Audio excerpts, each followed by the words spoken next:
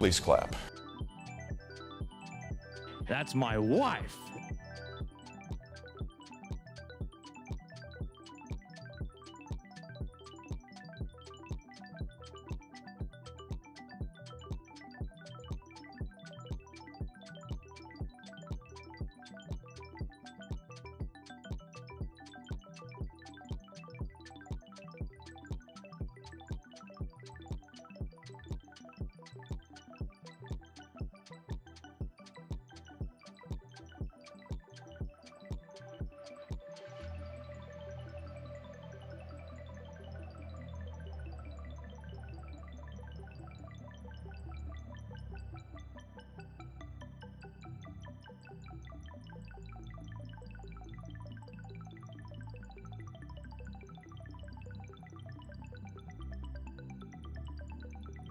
But I did love this movie. I didn't love this movie. Oh, son of a bitch. I'm your host, Outrageous Tyler. Boy, you sure are outrageous. Tyler, you're outrageous.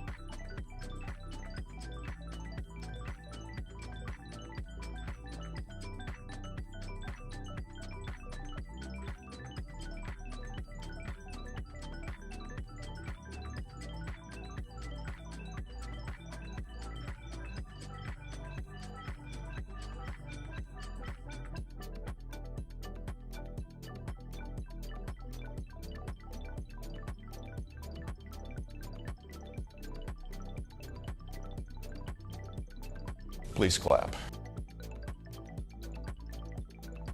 I'm your host, Outrageous Tyler. Boy, you sure are outrageous. Tyler, you're outrageous.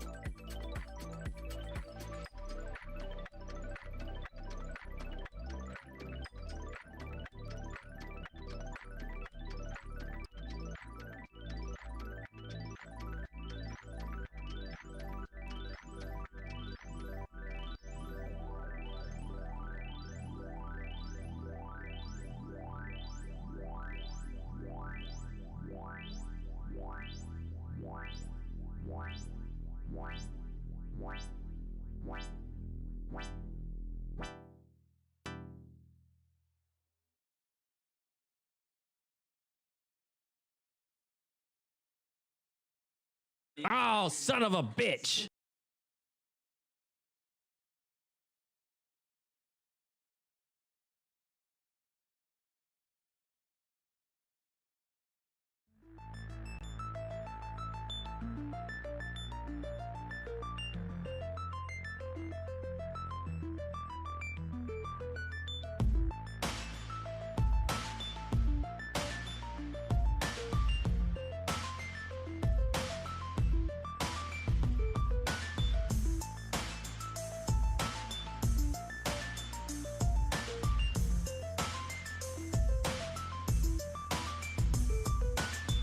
Oh!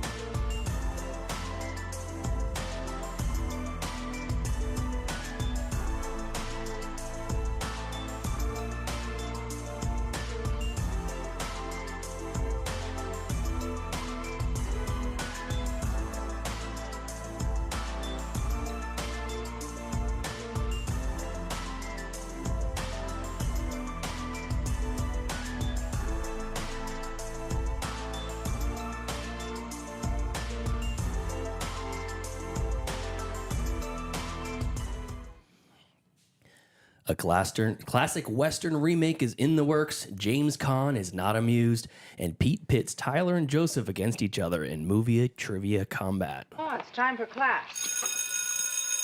Class is in session! Roll call. Bueller. I'm gonna be late for class. Bueller. Am I hallucinating here? Just what in the hell do you think you're doing? I'm late for class. You are mine now.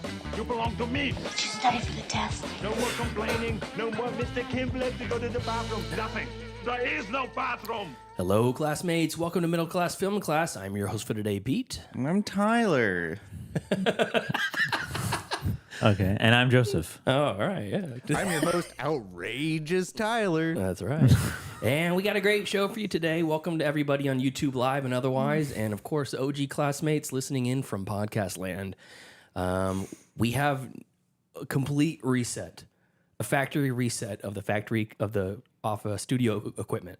Yeah. So the people who are listening, if you're like, what, was something look different? Something sound different? No.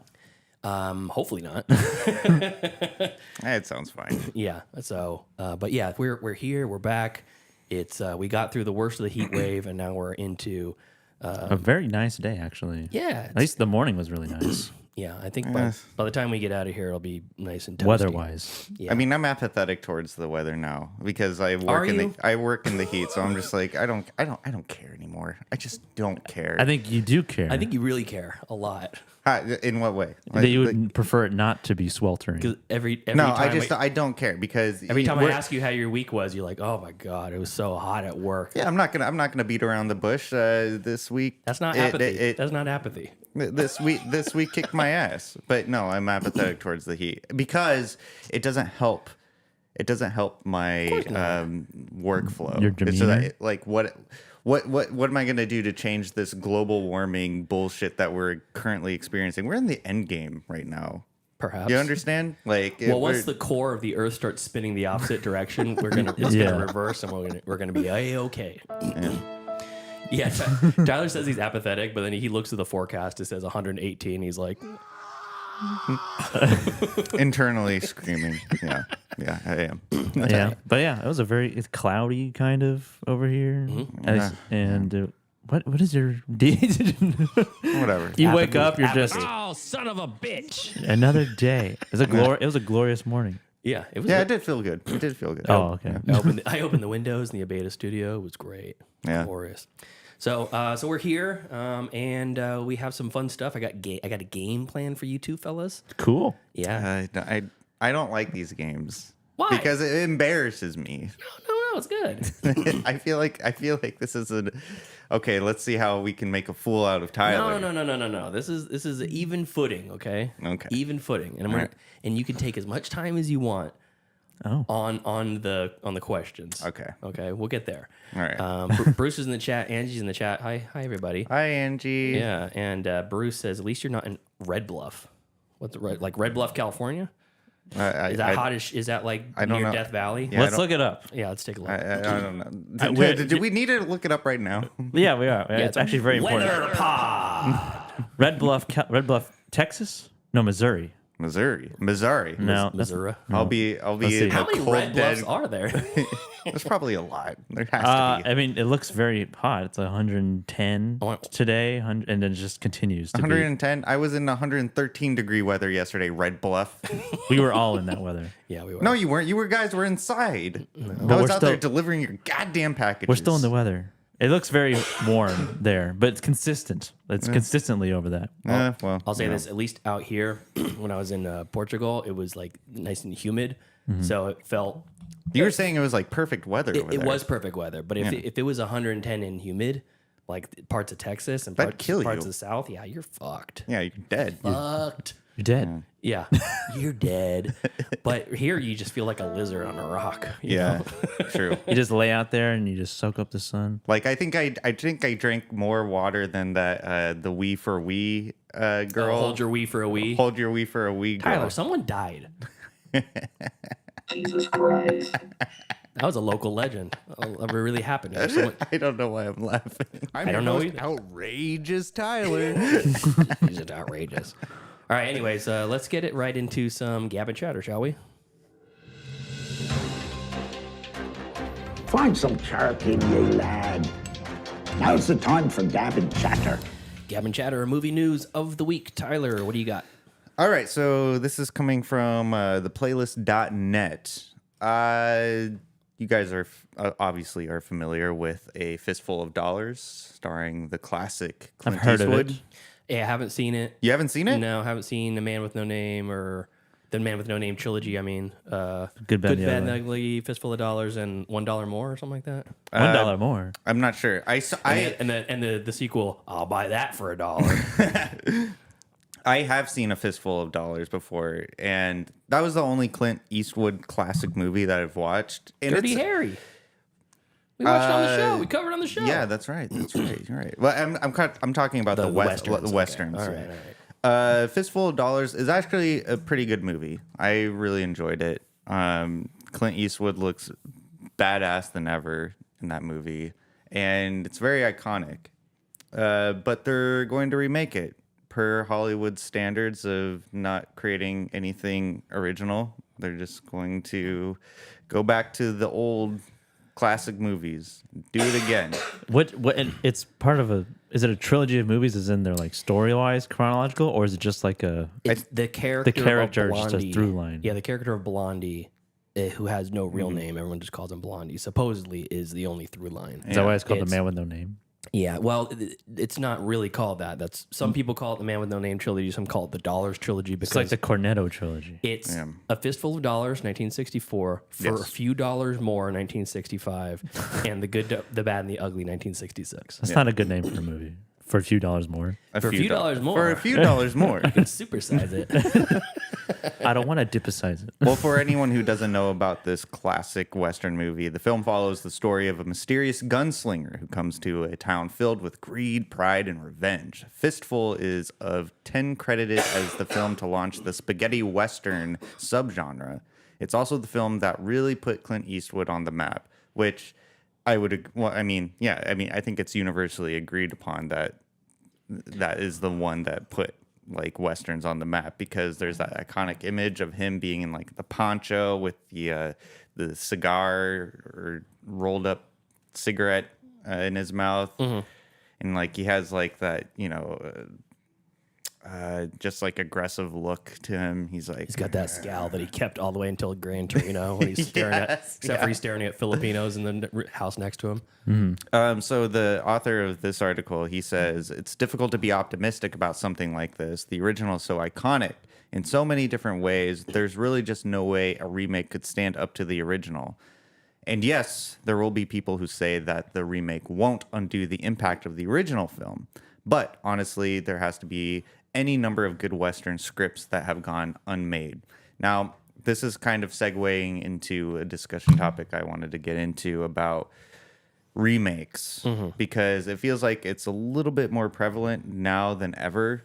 If you think about just going back into like the early 2000s and even up to like 2010, there was a lot of original movies being made. One in particular, this is like a really random poll, but one in particular, Shallow Hal. What about it? That's an original movie. It's an original movie. Like that, I don't think that movie would be made, despite the weird plot that it. Despite the weird. Can I pause here for 1 second, Tyler? Yeah. Bruce in the chat says, "I'm pretty sure Fistful of Dollars is an unofficial remake of Yo Jimbo."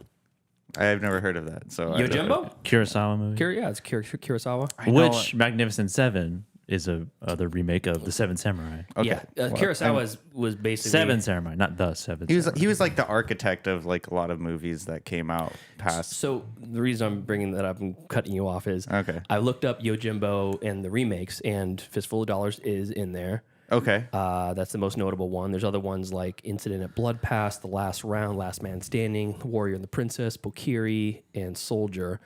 All basically the same subplot. And then I was checking to see if Shallow Hal was a remake, and I said, Is it? And I typed in, is Shallow Hal a remake? And it says, autofill to, is Shallow Hal a remake of Yojimbo? AI. Apparently it is, I guess. Okay. Well, color me surprised. Telling me the main character gets hypnotized into dating a fatty. Yeah. Okay. So, anyways, I was thinking. I mean, you get what I mean. Like they're making like a shot for shot remake, and they're gonna call it A Fistful of Dollars. And so that's They're not beating around the bush. Maybe shot for shot. You don't know that. well, okay. So maybe not shot for shot, but it's gonna have the same title. Yeah. So So I think the discussion I wanted to have was, are we at the end game of like major original content? No. You don't think so? No. Because I mean, after hearing about A Fistful of Dollars being remade, they're really grasping at the straws. Either that, I don't know the motives behind it. I mean, money. Money. Yeah, money. Yeah, I already caught myself.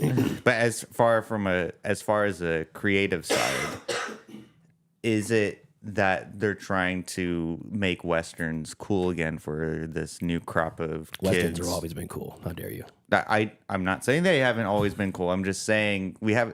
Think about it. When's the last Western that came out? The harder they fall. Okay. Yeah, no, fantastic. You got me there. Yeah. And, I mean, that's the most recent one, I guess. But you know, Cowboys and Aliens versus Aliens. what was that one? Horizon is in theaters now, the Kevin Costner movie. Bone that- Tomahawk. Oh yeah, I guess. So. The outlaw Johnny Black from the creators of Black Dynamite. I guess I should have done a The little bit Lone more. Ranger. The Ranger. What was that one? Bugsy. Bugsy. No, it was the guy. He dressed in white and he. Oh, the Ballad of Buster Scruggs. Oh, Buster Scruggs. That's like an anthology Western. Yeah. Yeah. So I mean, okay, yeah, you're right. What's his name? I stand corrected. Old Henry. Old Henry. Yeah. All that's a great right, one. I stand corrected then. I need to brush up on my Western films. Appaloosa. Hell or High Water, kind of. It's not like a period Western, but it's like a Western. Yeah. But the article is kind of like a nothing burger too, because no script is written, no actors are. They're just like, we're going to make it. They just said they're going to make it, so it's confirmed that they're going to make it. They just There's no director. there's no. Oh, actually, no, there is. It's someone that I've never heard of before. James Cameron. So it says Lee Scott. So Lee Scott. Okay, what's this person's name? I'll look him up. Okay, so in the article it says there's no stars or a director attached. Okay, so I thought there The was. first time Tyler's reading this, No, that's par for the course. no, that's not true. I just didn't get that far. That's not. That's, I didn't get that far yet. The remake is being produced by Eurogang Entertainment alongside Enzo Sisti. Alongside Enzo Sisti, who worked on the great series Ripley of FPS and Rome-based Jolly Film. Ripley is the Townsend Mission Ripley reboot. Yeah. Oh, not the Ripley's Believe It or Not. No. Okay. No, not What's the that. tallest man you've ever seen? Do you have a pen? When's the last time you rode a bike?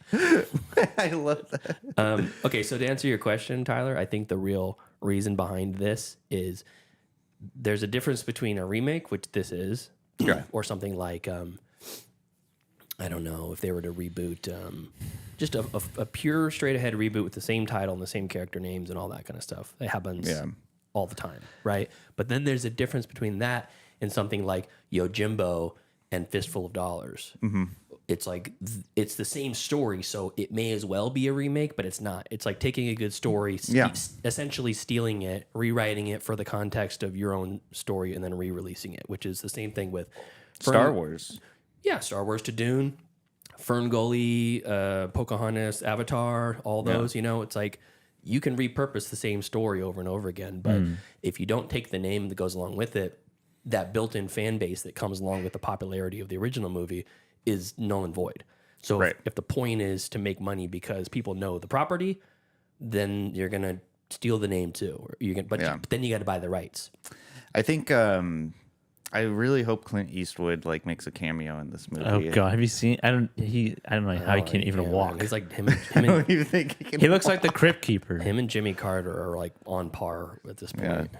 Yeah. So I mean, that's all I have for it. I thought it was interesting because it's such like the like the author said in the article, like it's such an iconic movie. Like how can you? Seems like a big risk. It is a big risk, especially for like a production company that I've never even heard of before. As Who well. would if they're taking this big risk? Who should they attach to direct it? Oh, that's to direct it. It's going to be some Euro director we've never heard of before. Yeah, probably. It's gonna be Ruben Östlund, Euro game. director of The Square. Yeah. Directs Fistful of Dollars. He's never seen a desert. He's never seen a desert. He's like, what is this? It's so dry. Yeah. Is that a good Swedish accent? I like that. Very good. Please clap. Please clap. Yeah, please clap. Anything else? No, that's it. All right. Joseph, what do you got? What do you got up your sleeve? I have a Tyler type of story in the sense that it's a story time type of story. News story. Okay. So revolving around the production of Elf, the Christmas movie Elf. Love Elf. Love Elf. And the making of Elf and how James Caan and Will Ferrell got along during the making of the movie. And this is all coming from Will Ferrell himself. And he was like on another podcast, not ours, but he tried what the fuck? He tried to reach out to him, but he's like, I'm going to go with this other one. His people never. I was gonna say his people. This is James Caan, right? Huh? Is James Caan or Will Ferrell? This is Will Ferrell. Okay, I was going to say James Caan's been He's in the ground yeah. for over a year, I think. Yeah. So this is Will Ferrell telling the story. Oh, he's speaking ill of the dead. I see. Okay. Yeah, James Caan, that fucking asshole, who's very much dead. Yeah. But so coming from Will Ferrell on another podcast, he says, James Caan, may he rest in peace. We had such a good time working on that movie. He would tease me. I like to do bits, but I'm not like on all the time. In between setups, Caan would be like, I don't get you. You're not funny. Oh, Jesus. And I'm like, I know, I'm not Robin Williams. And he was like, people ask me, is he funny? And I'm like, no, he's not funny. Wow. And it was all with love, but at the same time, ... Yeah. At the same time, I feel like if Clint Eastwood or some famously prickly personality like James Caan were to say that, I'd feel like I made it. Yeah. As a funny person. You know? annoyed this person? Yeah. yeah. I pissed off, what's his name? Jeremy Piven. He said that wasn't funny. It wasn't until Will Ferrell and James Caan were walking out of the movie theater at the premiere of Elf that Caan took him aside and gave him the best compliment. He was like, I've got to tell you, I thought everything you were doing while we were filming was way too over the top. And now that I see it in the movie, it's brilliant. Oh, that's great. So Will Ferrell remembers, but I love that the whole time he's not acting, he's truly annoyed with me. he's like, can this guy shut the fuck up? Jesus. I literally drove him crazy in that movie, just acting like that kid. But that was the funniest thing, him walking in the theater and shaking his head and going, it's brilliant. Oh, that's great. Yeah. So it had a good ending to that, to like, it was worth the It was worth the annoyance. yeah. Okay. It's like seeing it from a third perspective, an outside, literally outside of your body perspective. I can imagine him, James Caan, like walking on set and just shaking his head. God damn it! I have to work with him right now again. I know. Yeah, He's but wearing that stupid hat. Yeah. But it played well to obviously it played well to his character, who was supposed to be super annoyed with this guy who's acting like a child the whole time. But then it just worked out super well in the premiere, and he's like, yeah, you know what? Actually, Good job. Yeah. You did it. It turned out good.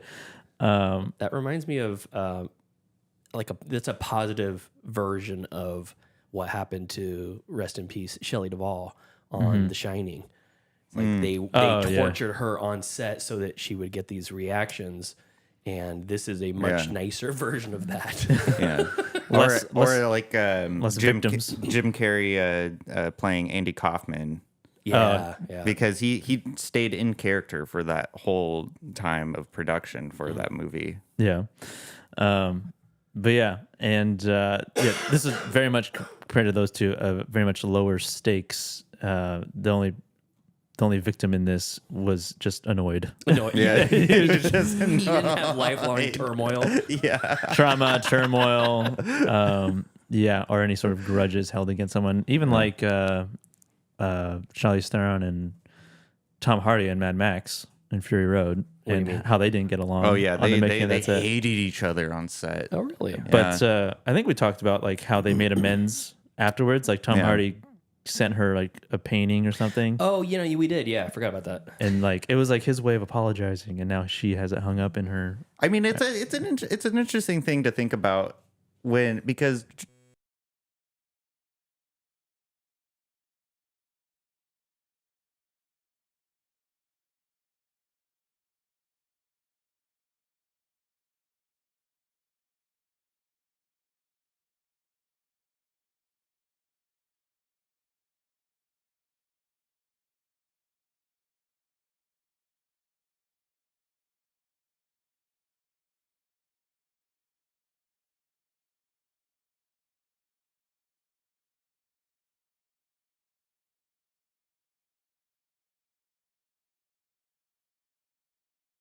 You hear us? They should be able to Say hear us. yes.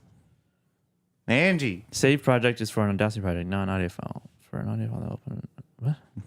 I want to save project. How'd you like to save? On your computer. Okay. Yeah, that's fine. Save as.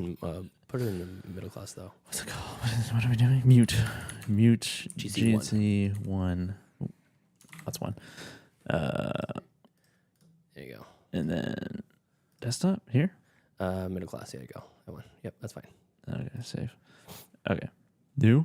Yeah. New. We're still here. And close this. Yeah, let me check and see. Okay. No one's responded. Oh, No, Angie said she said she can hear. she can hear. All right, we're back in action. All I right. think. Yeah, we're good. Okay. Are you recording? You want to start our recording on the what's it called? This is still going. Yeah, just stop it and Oh, you want me to stop it? stop it and start a new one. Oh, okay. Yeah, try to start a new one, and then start a new recording there. This give me something. You just quit Audacity and start it again. Okay. Hold on there, listeners. We got some Technical difficulties. Yeah. apparently. Stupid Audacity. Well, it was the board this time. The board just was like, I'm not gonna work. Yeah. All right, it's going. All right. So we're talking about Shelley Duvall, right? Wait, yeah. And it also makes me think because Joseph Me? and Pete, you guys worked on a film set before. How would it like? Actually, I'm gonna direct this question to you, Joseph. How have you ever worked with like a prima donna on set before? A prima donna? Yeah. I think in low budget movies, most people are pretty realistic. Like okay, so here's I've worked with difficult people. Not even in what way? In what way? Like how were Name they them. difficult? First and Name last them? name. Yeah. Okay. Put their Instagram handle in the show notes. Previous employer. There you go. I mean, it's more just like I don't think I've ever worked with like what's going on over there. I've never worked with like a actor or actress or a model or whatever that was like bothersome, really. Mm-hmm. But I've worked with people not on camera who aren't like don't appear on camera that I just like you annoy me. Just like you bother me. And that's just like my own thing. But you've never worked with like an actor, like someone who had like high demands or because I was thinking like when you were bringing up this discussion, like I was thinking of Jim Carrey as Andy Kaufman or Jared Leto as the Joker. and the Suicide Squad. I mean, I've never worked with obviously anybody like that. Yeah. Well, I mean, that's what I was asking. Like, if you ever had that experience. No, Because I can imagine, like, because you're a behind the camera person, and so I can imagine how. Is that like an insult? Is that like I got a face for radio? Is that what? What? No, I mean, You belong behind the camera. no, it's a matter of fact. I'm sure you could be in front of the camera. You're a handsome fella, but I was just curious because I've never been in that sort of setting of like a production. I mean, I've definitely been on productions where I'm like, can we just get this, please? Yeah. And there's just like I don't know, on set drama or something. I re-listened to the Mel Gibson tapes again. Why? Because it's so funny. You want to get inspired? Yeah. Want to get your hero? That's right. Yeah. But there was a tape of him that his son recorded while he was on set. I can't remember what movie he was on set for, but he was going ballistic on the crew. And Mel Gibson? Yeah. I can't remember what movie it was though. It was just Passion like of the his Christ. I'm Jesus, okay? I'm the Son of God. So I just thought it would be I would want to hear your tales of difficult people like on sets. I mean, it's nothing like there's no like I don't have any like specific stories. It's just like experiences where I'm like, I want to get out of here. This is not a fun experience because there are people here that aren't taking it seriously. Well, there's also when you have somebody like like Kubrick or David Fincher who does take after take after take after take. They have a very specific vision in mind, but it pays off because they're masters of their craft. Yeah. If you have a student filmmaker and they're holding their acting crew, their actors or talent, whatever, to the same standards, they're like, no, we're gonna take this again. It's like we're on take 40 of this fucking shot. And I'm barely even getting paid. Number one, is it going to be worth it? Is this movie worth this much drama? Yeah. That sort of thing. And it's like, I think about that with Eggers when they made The Witch. It's like its first feature-length movie, and it's probably 26 or 27 or something like that. And people are like, I don't know what his on-set demeanor is, but talking in this very specific way, shooting in a very specific way, it's almost like it takes a lot of balls to tell somebody like Ralph Ineson, give him direction. Oh, do it like this. Or we're going to take this again. And he's like, I think we got it. It's like, no, I need to take one more. And you're like, that takes a lot of balls for a young guy to do that. Yeah. So, And then to move in, then I mean, I would say more of the Lighthouse just because of the filming conditions of the movie. Exactly. And then you get into the next one, and there is some goodwill from the last movie. So you're like, okay, we're in good hands at this point. Yeah. But still, we're on this fucking the trenches. Yeah. And then saying, okay, Willem, this last shot, we're literally going to shovel dirt into your fucking mouth. Yeah. Just We're gonna keep do talking. it. We're Just gonna keep do talking. it 3 times. Yeah, just Yeah. keep that monologue going. As the dirt goes in your mouth, just let it go in there. Just keep talking. Don't stop talking. Yeah. Yeah. I actually just found the Mel Gibson tapes, a clip from there. Oh, cool. Oh, that's a Jew. Oh, there it is. Motherfucker. You son of a bitch. What the hell is he talking about? I sent you a clip, a YouTube link to the is that what that Facebook Messenger. If you could open that up real quick. And this is just specifically for, yes, that one right there. Yeah. You may want to mute that. There it is. So this is just, Can people hear this? yeah, they should be able to. And I really love this song from, this is Shelley Duvall singing. Hello, copyright. Yeah, I don't know if they can hear it. Swooning. Podcast. Audio people can hear it. And it's like, this is the song from Popeye. Yeah. It's her singing "He Needs Me" from Popeye, and it's such a sweet song. Is it enhanced by John Bryan from the original? They added something to the background. It's her singing is just her singing, Yeah. but he added more orchestral sort of stuff and some more like sweetening and the xylophone and stuff. And it's like, this version is so great, but the original is great too. Yeah. And it's Yeah. like taking an actress in a feature movie and putting a I mean, a very important song and leaving it in her hands instead of having a professional sing it. Yeah. They say she's an actor, but she can also sing too. Let's let her sing. And it's like I feel like the sweetness of Shelley Duvall came through in this song. I actually had a conversation with someone in the chat, Angie, about the casting of Popeye and how perfect it was. How Shelley Duvall looks like Olive Oyl and Robin Williams looks like Popeye. Like, it's uncanny. Mm-hmm. I'm seeing this. I don't know, we're getting off topic here, but like, I'm seeing his thumbnail of Stephen King. He's an odd-looking individual. He's a weird dude. That's for sure. He just this old young picture of him. Yeah, I don't know what it is. There's a great picture of him in like his college newspaper talking about Steve King and his short stories or something like that. And he looks like an absolute insane person. Yeah, like he looks like a fucking madman. I mean, you don't get the story of it without looking insane. Yeah. Especially the orgy in the sewer with the children. Yeah, that was. I'm gonna make this 1,000 pages, and I'm gonna bury a children's orgy right in the middle. That was. But it's for plot. Why didn't they put it in the movie?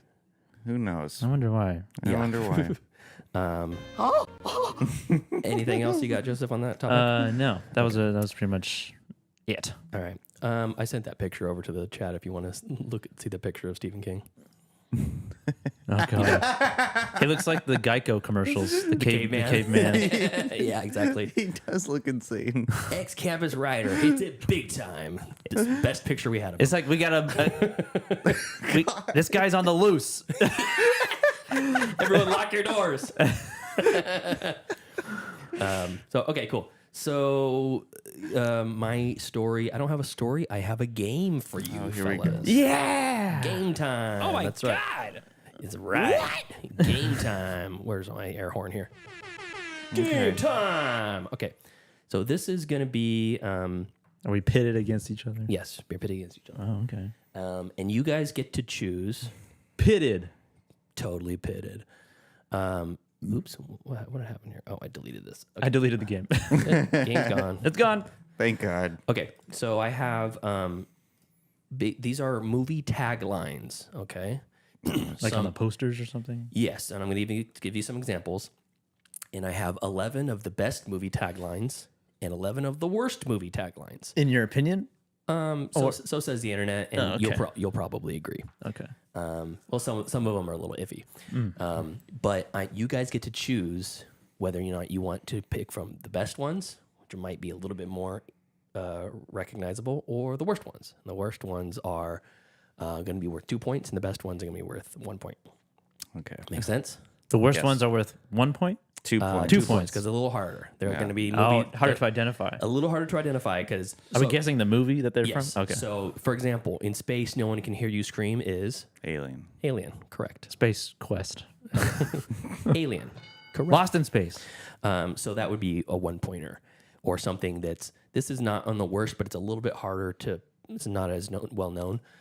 There's more than one way to lose your life to a killer. 7. This is from the worst list. This is just an example. I would probably put it in the worst list. Killer. Is that the? No, I wasn't saying that was the movie. I was just thinking out loud. There's, what? That was your official answer. And okay. the movie was Zodiac.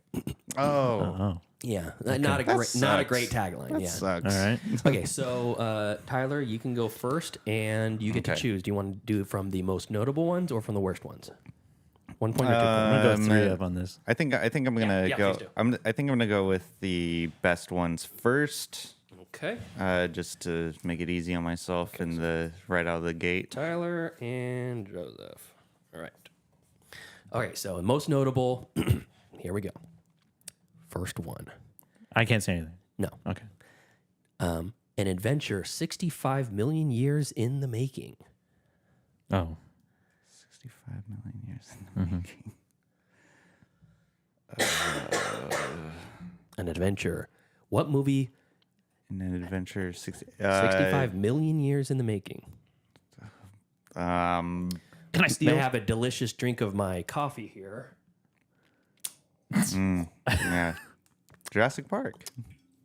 Wow, you got it right off the bat. All right, that's 1 point for Tyler. Please clap. There we go. All right, Joseph, do you want the most notable or least notable? 1 point or 2 point? Let's do the most notable. Okay. All right, next Just to one. get me on the board, maybe. All right. All right. Just when you thought it was safe to go back in the water. Oh. Is it Jaws? Oh. It's Jaws 2. Jaws 2. I guess back in the water. Back in the water. Damn. Jaws 1 is you'll never go in the water again. Oh. All right. Stupid, stupid. Idiot. All right, Tyler, it's you. All right, let's do the least notable. Okay. Is it least notable? Least notable. This is the bad ones. When he pours, he rains. What? I'll give you a clue. He Okay. pours, he rains. I'll give you the year of the movie just because this. Let's see here. We can look it up here. The year of the movie is 1988. Jeez.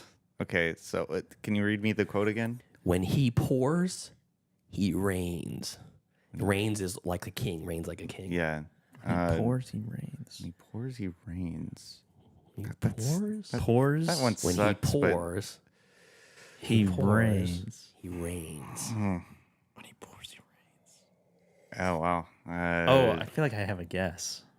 Yeah. I give up. Tyler, no guess. I'll guess. Joseph, you want to guess? Is it cocktail? It is cocktail. I would not. pull. I would not. I would not. I was like But- pours. I was like, he's like a barista or something. But it was like he. barista. Movie about a coffee guy? No. All right, Joseph. Best or worst? 1 point, 2 point. Let's do best. All right. What do you get for the man that has everything? I'll give you the year of this one too. What do you get for the man who has everything? This is from 1997. The man who has everything. What do you get for the man that has everything? I mentioned the director just like less than 5 minutes ago. Less than 5 minutes ago.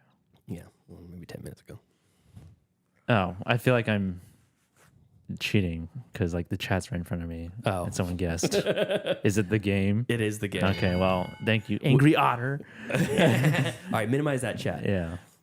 Good Minimize job. it. Good job, Otter. You get 2 points. No, 1 point. That's for you. 1 point. Okay. All right. So far, Bruce is 2 for 2, and so is Angry Otter, 1 for 1. All right, Tyler. Let's do best one. Best. Okay, most notable. All right. You don't get to 500 million friends without making a few enemies. Social network. Yeah. Got it. 1 point for Tyler. All right. Joseph. Let's do worst. Let's go for it. Worst. All Let's right. try. Now we're talking. All right. Collide with destiny. That's it? Yes. Collide with destiny. I'll give you the. Since I was doing it before, I'll give you the. Collide. I'll give you the year. This was 1997. Also. Also 97. Yeah. It's a very. Isn't there a sequel to the game? Collide. Collide with, and this is again, very bad tagline. when you hear the movie, you'll be like, "This is fucking stupid." Collide with destiny. Collide with destiny. Collide has to do with Yes, the something about a plot collision of the movie. course. Is it?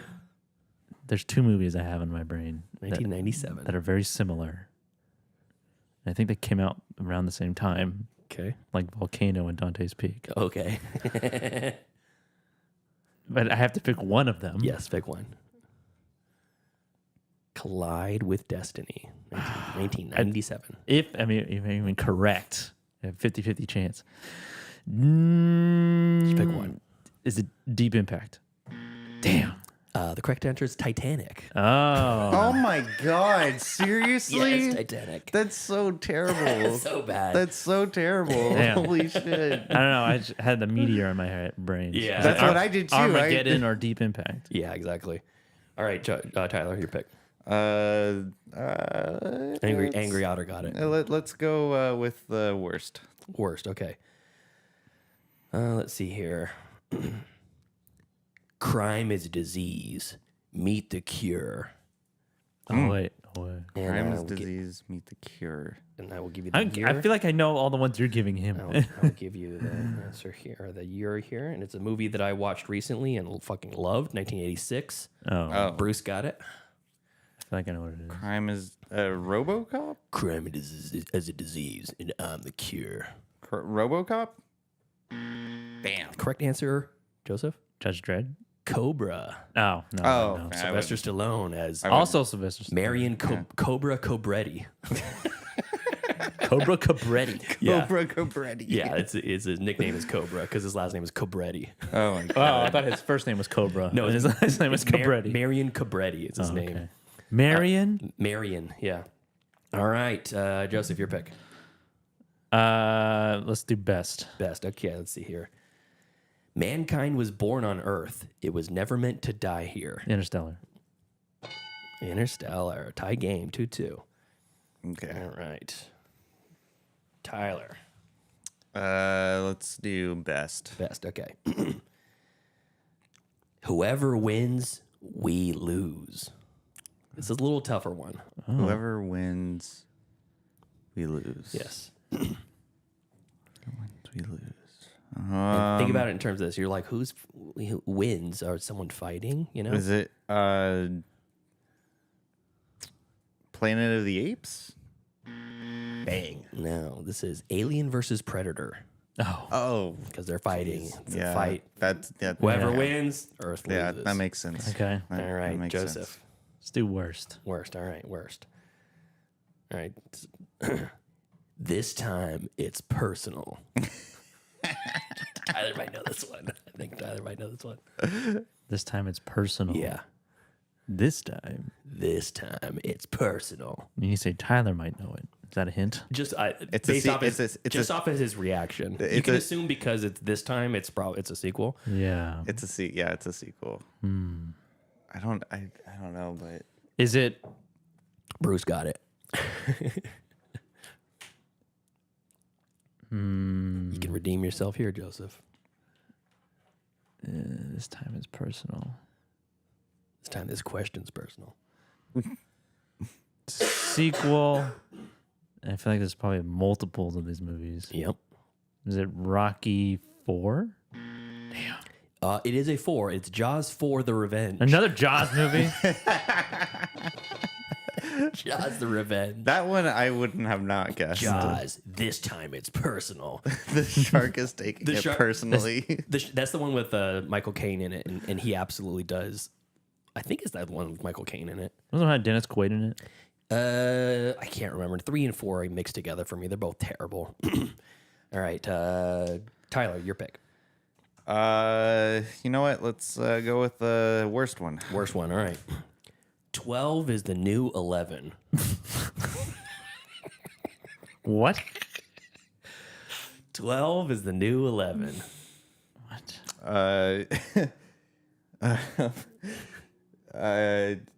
Remember, you're gonna have the title of the movie, and then 12 is the new 11. 12 is the new 11. Is it Oh, wait. 12? I think I know what it is. Is it Bruce got it again. Bruce is on fire. 12? No, I can't remember the name of it. Does it? Shoot. 12 is the new 11. 12 is the new 11. Joseph, you think you got it? I mean, I think just based on the slogan. Okay. Or the whatever. The Hold on. tagline. Hold on. Yeah, One no, sec. wait, you're gonna go to your phone. You can't go to your phone. Let me look it up. Put that thing down. Hold on, let me Google it real quick. I give up. Joseph, 12 is the new 11. Is it Ocean's 12? it is Ocean's 12. God damn it. All right.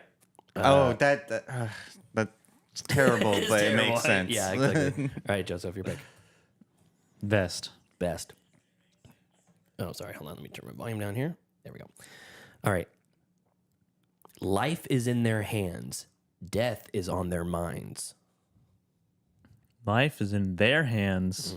Death is on their minds. Death is on their minds. Yeah. Life is in their hands. Death is on their minds. Mhm. Life is in their hands. This is a classic movie. I'll give you the year. Classic movie. Yeah. Death is on their minds. 1957. Classic Oh, movie. Jesus. I'm not going to get this. Life is in their hands. Yep. They're soldiers. Maybe. Why would life be in their hands? Why are they? How are they responsible for life? 1957. Bruce got it again. Bruce is sweeping the board. Life's in their hands. They're pilots. They're ship. There's pilots. They're ship captains. Life is in their hands. Death is on their minds. Yeah. This is a chamber piece movie. Oh. 12 Angry Men. Correct. Ah, I get it. All right. Very good. All right. Next up, Tyler.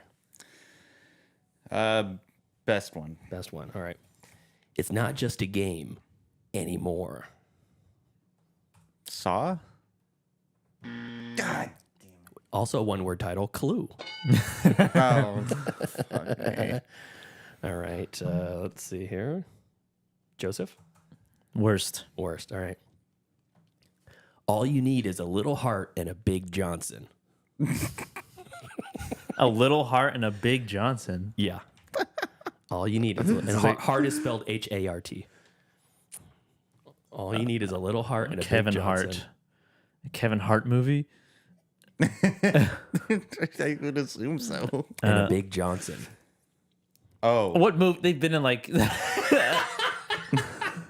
I can't even think of the movies that they've been in together. Maybe it was their first one.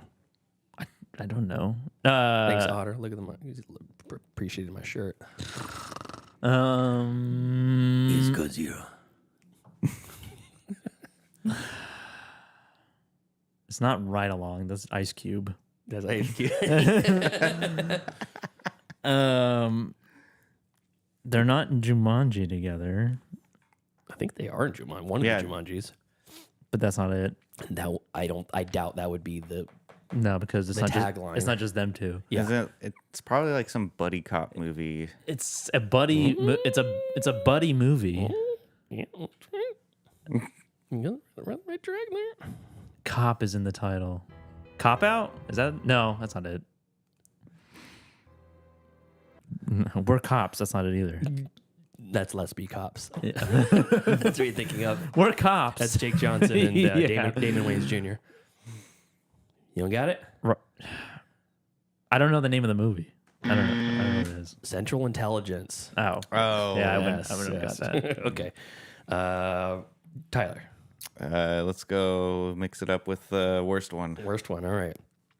You'll crack up, but Yule is spelled Y-U-L-E. Yeah, Like a Yule log. Yeah, you'll log. You'll crack up. Oh. I'll There's give gonna you- be I'll give you the year. I'll give you the year. Can be many movies. You'll crack up. 1989. Okay. You'll crack up. National Lampoon's Christmas Vacation. No, it is. Yay! Oh, okay. Christmas Vacation. That's 2 for Tyler. I thought that was in the 90s. Pulled into the lead. Angry Otter said Christmas with the Cranks was his guess. Good guess. Good guess. Not 1989, though. Okay. Tyler, Joseph, your pick. That was the worst one or best one he just did? That was worst. Okay. I'll do worst. There's only 3 left of each. Okay. All right. Worst. The Tooth Hurts. It's a play on The Truth Hurts. Yeah. But it's The Tooth Hurts. That's so terrible. The tooth hurts. Yes. It's about a dentist. I mean, these are bad. These are bad. Is it a bad movie? Yeah. Most good taglines, most bad taglines are assigned to bad movies. Unless Titanic, I guess. Yeah, that's one exception. Yeah, Collide with Destiny. Fuck. The Tooth Hurts. Is this a bad movie? Is it also starring Dwayne "The Rock" Johnson? I don't We're know. on the I we're on the can't tell you. same. Oh, I forgot to give you the year. There's a Steve Martin movie called Novocaine. I Um, don't think that's it though. it is from 2010, and your hunch may be correct, Joseph. Is it The Tooth Fairy? It is Yeah, the Tooth yeah, Fairy. I knew it was. Okay, I very never good. knew the tagline. Joseph pulled into the lead. Dang it. 5 points to Tyler's 4. Yeah. All right, coming down to the wire, Tyler. Let's do the best one. Getting nervous. Best one. Bruce guessed Castaway on that one. Good guess. Good guess. Yeah. All right. Family isn't a word; it's a sentence. Oh no. Like a jail sentence. It's a Family isn't a word; it's a sentence. Oh, And then in the year on this one, I'm thinking. I don't think I'm thinking. 2001. Fast and Furious. Fast and Furious. But Incorrect. Any guess, Joseph? The Fast and the Furious. No. Okay. This is the Royal Tenenbaums. Oh. I was like, because he said that 'cause he said makes Fast and sense, Furious. I was yeah. like, Okay, Joseph, your pick. was that a good or bad one? That was a good one. Give me a bad one. Bad one. All right. Trying to take the lead right here. Well, you already have the lead. All right. Try to secure my lead.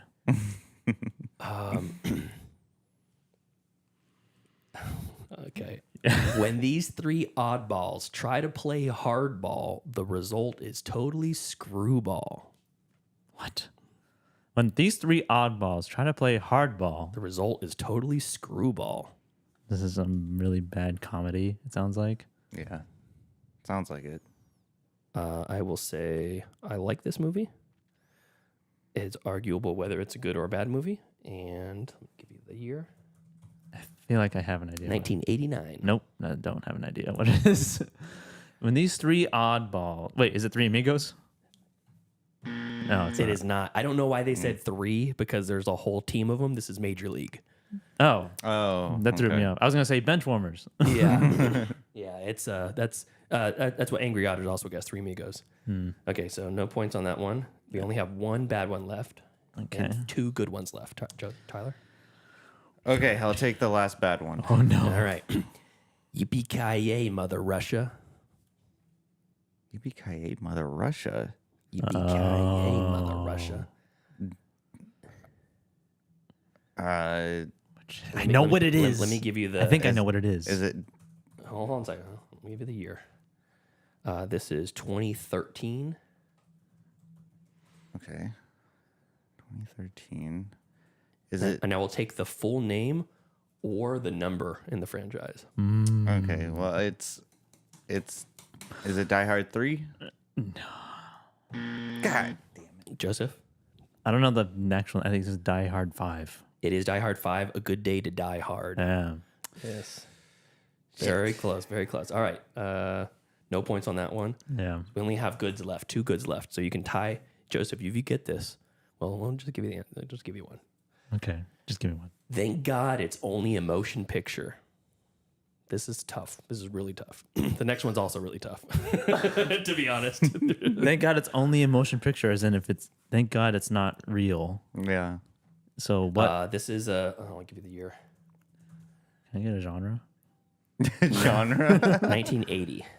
1980? I'll give you the genre. It's comedy. 1980 comedy.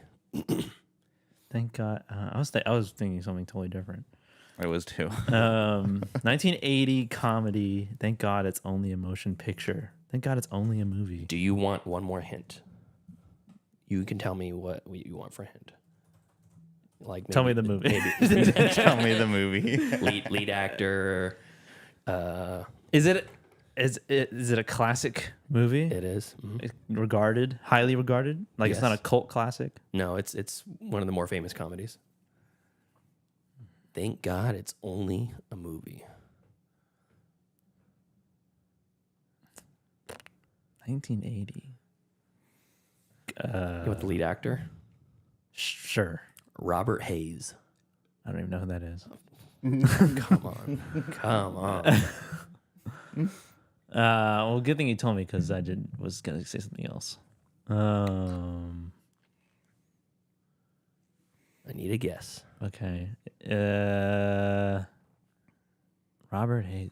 Is it Animal House? You're on the right track. It is Airplane, though. Oh, Thank God it's only a movie. Airplane.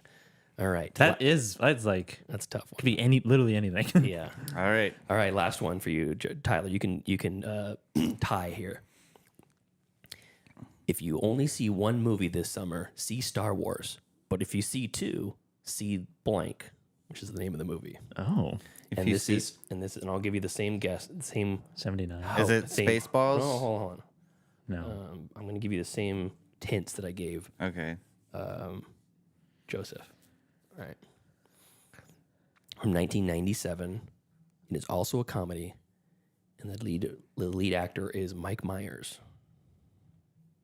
You said 1970? 1997. Oh, Mike Myers. I 1970. was like, I Married an Axe Murderer? Austin Powers, International Man of Mystery. Oh, well. Joseph wins with 1 point. Huzzah. 5 points to 4. Woo! That was a fun one. Came down to the wire. Some of those were very difficult. Yeah, those. Yeah. I don't pay attention to posters that It's closely. It's weird. Yeah. You don't really ever hear them anywhere. It's only like typed on the Yeah, poster. exactly. Yeah. That was fun. Yeah, it was good. So Collide with destiny. you collide with destiny. That's right. Passion of the Christ. Oh, that's a Jew. Oh dear God. All right, you guys ready for some streaming picks? Yeah. Movies. Wanna watch a movie? Yes, I do. Disney Plus. Oh, HBO Max. If I don't get the pick, show's over. I have grown accustomed to Hulu Plus. Amazon Prime? I like Netflix. You found the pick. Streaming picks, movies that we watched this week on our streaming services that you can watch on yours too. Tyler, lead us off. All right. This is streaming on Amazon Prime. Speaking of The Witch, I rewatched The Witch. Oh, It's it's a mitzvah. Well, so I wanted to, like I did last week with The Lighthouse, my beloved Lighthouse. Yeah. I wanted to watch this movie objectively because I hold The Witch in very high regards. And so I decided to start. I think I'm starting to go through all these movies that I say are my favorite movie, but like start looking at them in a different light instead of just being hypnotized by the greatness that I perceive these movies to be. Sure. And so I noticed that The Witch was on Amazon Prime, and I had a really late night, and there's no better way to watch this movie other than lights out, and you're just watching it in the dark because of the nature of this movie. And so I am going to read my review on Letterboxd All for right. this movie. Tyler reads his own Letterboxd reviews. This is me, myself, and Tyler. All right, let's hear this. So- how long did it take you to write this review? All night. It didn't take all night. I didn't write an essay. Okay. I gave it a 5 stars and a like, obviously. Obviously. Not obvious. Not obvious. So I go on to say I have seen. You didn't even start yet. You don't go on to say anything. So go on to say. Yeah. I start, and then I go on, and then I finish. I'm finished. All right. I have seen this movie a few times, but I wanted to watch this movie objectively. It's a slow burn, and if you know me, you know my fear of evil witches, which is why I love it, because Eggers realized my fears on screen and in a masterful way. It's shocking. The dialogue makes you have to pay attention, and the cinematography is great. It makes you feel despair. The ending is chilling, and overall, a great movie to watch late at night. I think the pacing towards the middle part lacks, but overall, this movie will be beloved. And so what I meant by that is, I think going down like the history of like cinema, like I was thinking also about the movie Bridge on the River Kwai, how that movie I don't think that movie was really popular when it came out, but it's like a beloved movie now in our modern age. And so I think with The Witch and like The Lighthouse, I think those movies are going to be regarded as like cinematic classics. And with The Witch, I think that I don't know what Eggers does to pull the performance out of those actors, but it's incredible. And like we were saying previously in our Gab Chatter, how this 27-year-old kid is like bossing around. What was that actor's name? Ralph Edison. Yeah, Ralph Edison. Like Innocent. Ralph Innocent. It's not like I don't think he was even that big of a name. He's just been around for freaking ever. Yeah, he's just been in the industry. Him and Kate Dickey is the mom, plays the mom. And yeah, she is. And so I thought when I was watching this movie, I was thinking to myself, I usually regarded this movie as like a really good winter movie because it's kind of like set in like the fall, like winter seasons. But I was watching it in the heat of our summer, and it's still a good movie to watch at any time, but you have to be completely in the dark. You have to be completely in the dark. You must. You have to. No other way. Don't even try it. Don't even fucking try it. Don't even try watching it during the day or an afternoon. Like, no. You should be watching it in a deprivation chamber. Now that would be an interesting experience. This is He was 31 when he made this. Oh, okay. Well, that was pretty close. 27, 31. I mean, like, I'm 32 and like I haven't made something like The Witch. Like, what does that say about me? Are you sure? But I think this movie for this being his directorial debut is incredible. Yeah. Like his previous work, he did Telltale Heart, like that short film that he did, which is also really good because you can see glimpses of his style in that short film. And with The Witch, overall, it was a really great first attempt. I think that he kind of lulled a little bit. Like I said in the review, that in the kind of like towards the middle part, it kind of got a little boring. But the horrifying parts that he portrayed were really horrifying. And he comes right out of the gate in the beginning with the mashing of the baby. Yeah. Like that. He does not hold back at all. And it still shocked me. It still shocked me, like, because I've seen this movie like 3 times, and so upon like my 4th viewing, it still gets me. I'm just like, holy shit, it's crazy. Yeah, and she smears a baby all over. Yeah, in the peekaboo sequence with Anya Taylor-Joy was just it's chilling. Because he does this shot where after the baby returns and she like looks into the forest after it disappears. Yeah, after it disappears. And it just sends a chill up my spine. It like pans up and you can see just a couple leaves moving. Yeah. Yeah, it's great. Yeah, I mean, like I'm getting chills right now just thinking about it. That I don't know how that little boy can act so well when he gets possessed. And it's interesting too because Eggers really captures the idea of when you're growing up as a boy and you have no female contact except for your sister, like you start... And you just really want to get one off. Well, because like in the olden times, that's kind of what it was. It's like, it wasn't like... like they didn't have Tinder or anything, and they were banished to the woods. That family was banished to the woods. They didn't have Tinder. They were out in the woods. What do you want them to do? Not jack off to his sister? Well, so that's what I'm saying, though. It's like, but he didn't do it in like a perverted way. It was like a very realistic way of like showing them growing up. The twins were horrifyingly annoying. Yeah. And sadistic. And so I think this movie was a very good and I know we reviewed it on the show already, but I wanted to revisit it because I hadn't seen it in a while. And so when I saw it on Amazon Prime, sister was a witch.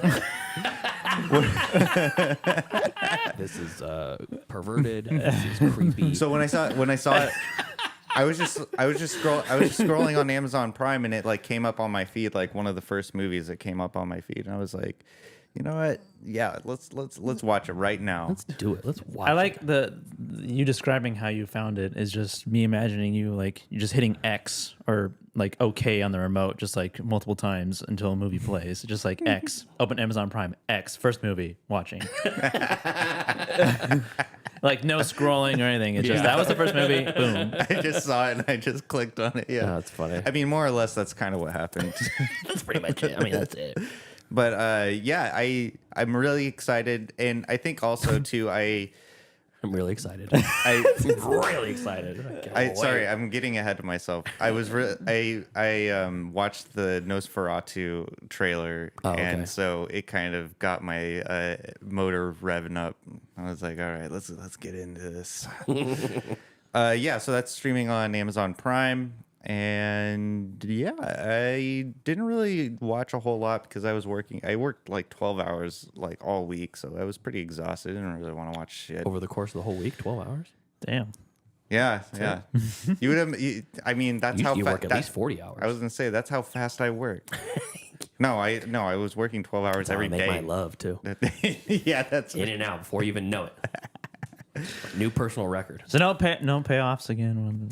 But so anyways, yeah. So with The Witch, though, I think that there was a little bit of a pacing issue, like in like kind of the middle part of the movie, but the payoffs for the scenes that really are like iconic really pay off. And so I still hold it in a very high regard. And yeah, that's clearly 5 stars and I like, obviously. Cool. Anything else? That is it. So no payoffs from either of our stream picks. No. I know. I mean, I feel bad about it, but I was too tired. But I don't care. Do you revoke your commitment? I'm not revoking my commitment. I was just tired. Like I would literally have passed out on my computer chair had I not watched The Witch. Well, I mean, that's a little bit different. No, it's not. You could have watched one of our streaming picks instead. Like I said, I wanted to watch something that was comforting. Like The Witch. Like The Witch. The thing that you're scared of the most. Scared of the most is The Witch. Well, I mean, you got me there. I feel like rewatching movies is like when you go to a restaurant and you order the same thing you ordered last time that was really good. Because you're like, if I'm going to spend $16 on lunch, Yeah. I want to at least know I'm going to like the food. Sure. If I want to invest 2 hours and 15 minutes of my time to watch a movie, because I'm legally obligated to for this goddamn podcast. Wait, there's a legal aspect to it? I had no idea. Yeah, we're going to come to your house and take you away if you don't. There's a fine involved. Garnish my wages. That's right. But no, they've been garnished the whole time. Oh, wait, okay, that makes sense. Yeah, that's right. But yeah, you're like, if I'm going to waste or invest that time, I want to know it's something I like. I can appreciate that. But you made a commitment. I know. So are you gonna revoke your commitment? I am not. Okay. Then next week you're gonna come with a movie of one of our streaming picks. Yes. Okay. Don't look me in the eyes. Don't look me in the eyes. No, someone just shit-eating grin on your face. Shit-eating grin. No, someone just put up something in the chat, and I looked over. Yeah. Don't worry about what they're saying. Yes, I will. Yes, okay. I will. All right. If I don't have to work 12 hours for 5 days straight. No. You fit in The Witch. 7 days. All right. Yeah, 7 days. You don't work Sundays. That's what I'm saying. I'm giving you the out. You could say, you know what? It's going to be busy. It's hot. I'm going to be so tired. I can't commit to that. That's all I got to say. Or I don't want. No, I'm not giving up. I'm not giving up. You gave up the last 2 weeks. I'd have. I know. Did you finish that documentary? I did not. Okay. I tried to finish it. Black Metal Veins. It's too metal for you. It's man. You should do a commentary. No, you don't want to watch this movie. This movie is just too dark. It's too depressing. And that's coming from me. Like, it's too depressing for me. Yeah. Like, Jesus Christ. Like, just like the amount of drug use that's going on. Like, I think I made it like 15 more minutes in, and it was Called it quits. I was just like, this isn't doing anything for me other than just making me feel bad for these poor people. It was like the feeling of watching Jane dying in Breaking Bad over and over again. Yeah. Yeah. That's a really good comparison. Angry Otter says that his movie perfection is Last Night in Soho. It's a comfort movie for him. Another Anya Taylor-Joy movie. Him or her. All right. Anything else? Yeah. Joseph, what do you got for us? Okay, I have an interesting collection of mostly older movies, but by older I mean like 90s or early 2000s. And one new one, very new one. I watched Junior Oh, I almost watched that. Really? Yeah, I saw it on Netflix. I'm like, maybe I do want to see Pregnant Arnold Schwarzenegger? it. Yeah. Okay. So I watched it because I don't know, I'd never seen it, and just the idea of the movie just seems so ridiculous. And it is really ridiculous. I didn't know that Danny DeVito was in it as well, and also Emma Thompson, who sort of plays Arnold Schwarzenegger's love interest. And the plot of Junior is that they're working on like a fertility drug, and it gets shut down by the board or whatever. And so their funding gets cut, and so they're like, Arnold Schwarzenegger is like the lead scientist behind it, and Danny DeVito's character is the main backer for the project. It's been a long time since I've seen it.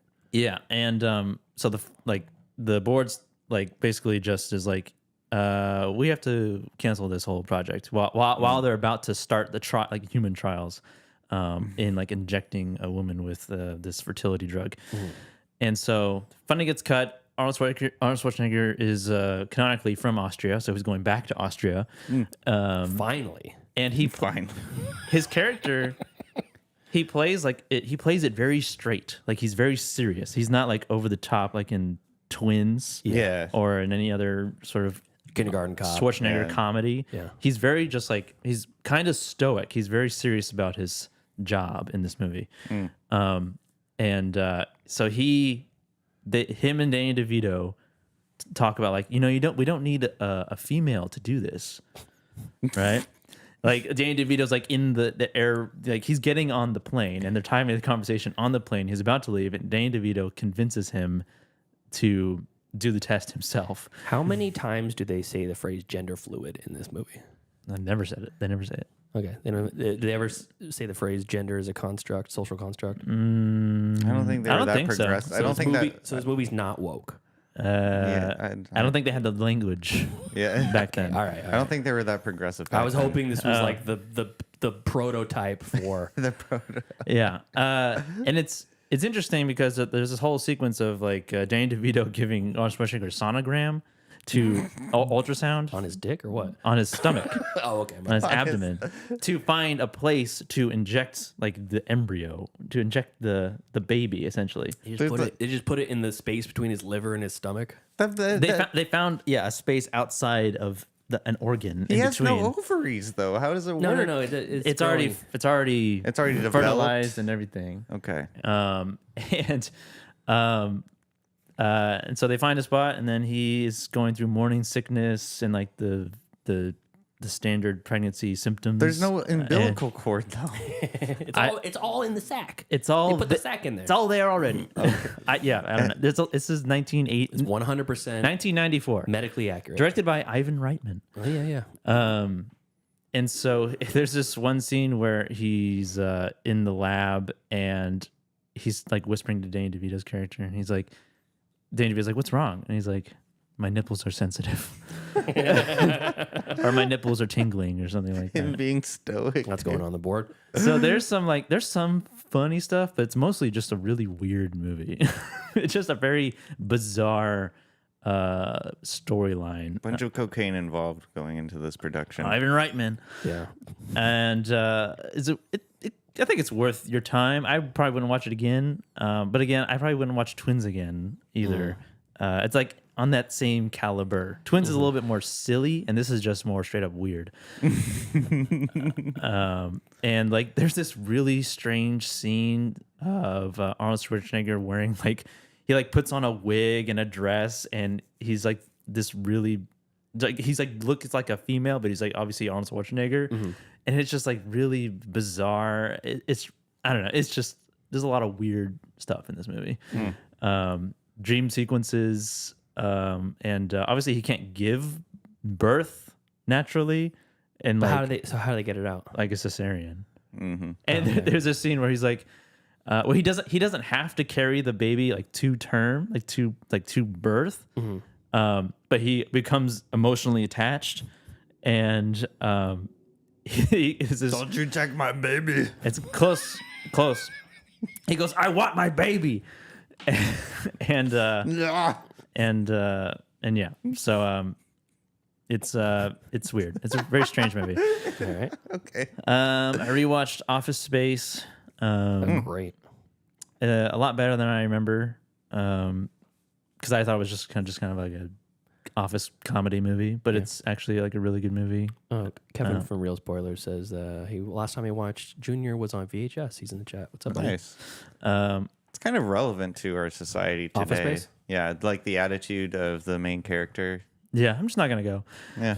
It's just streaming on Hulu. Junior's on Netflix. Streaming on Hulu, directed by Mike Judge, and I haven't seen this movie in a really long time, and I completely forgot about how he changes his attitude. Yeah, is because of the hypnosis. I was like, oh, I forgot that was the entire inciting incident. Deep down, way back. Yeah, It's a freaking heart attack. I know. It just has a Friar Tuck just died right there in the office. I know, and it was good. I liked it a lot. I mean, there's not much else can be said about it other than this classic office work sucks comedy. Dietrich Bader is started his run on stealing the show with very few scenes in this movie. Mm-hmm. Napoleon Dynamite also has Rex Kwon Do. Did Yeah.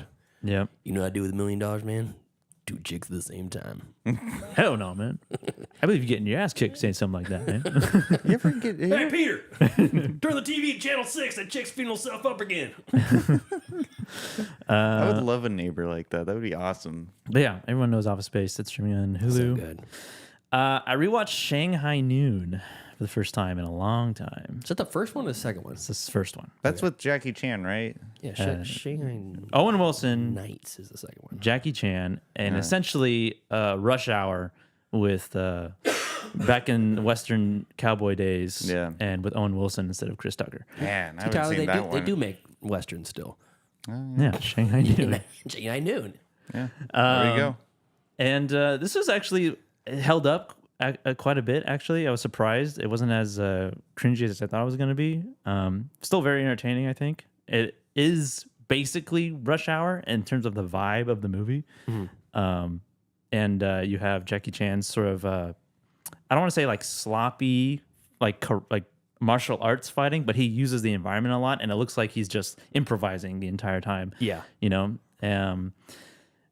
While I was watching the movie, though, and I mentioned this in our group chat for the podcast. Mm-hmm. So last week we reviewed Dune, and in the gladiator scene in Dune, the non-drugged slave, that character and that person, the actor, he did the knife choreography for that movie, and I thought that was something I wanted to bring up when we reviewed it.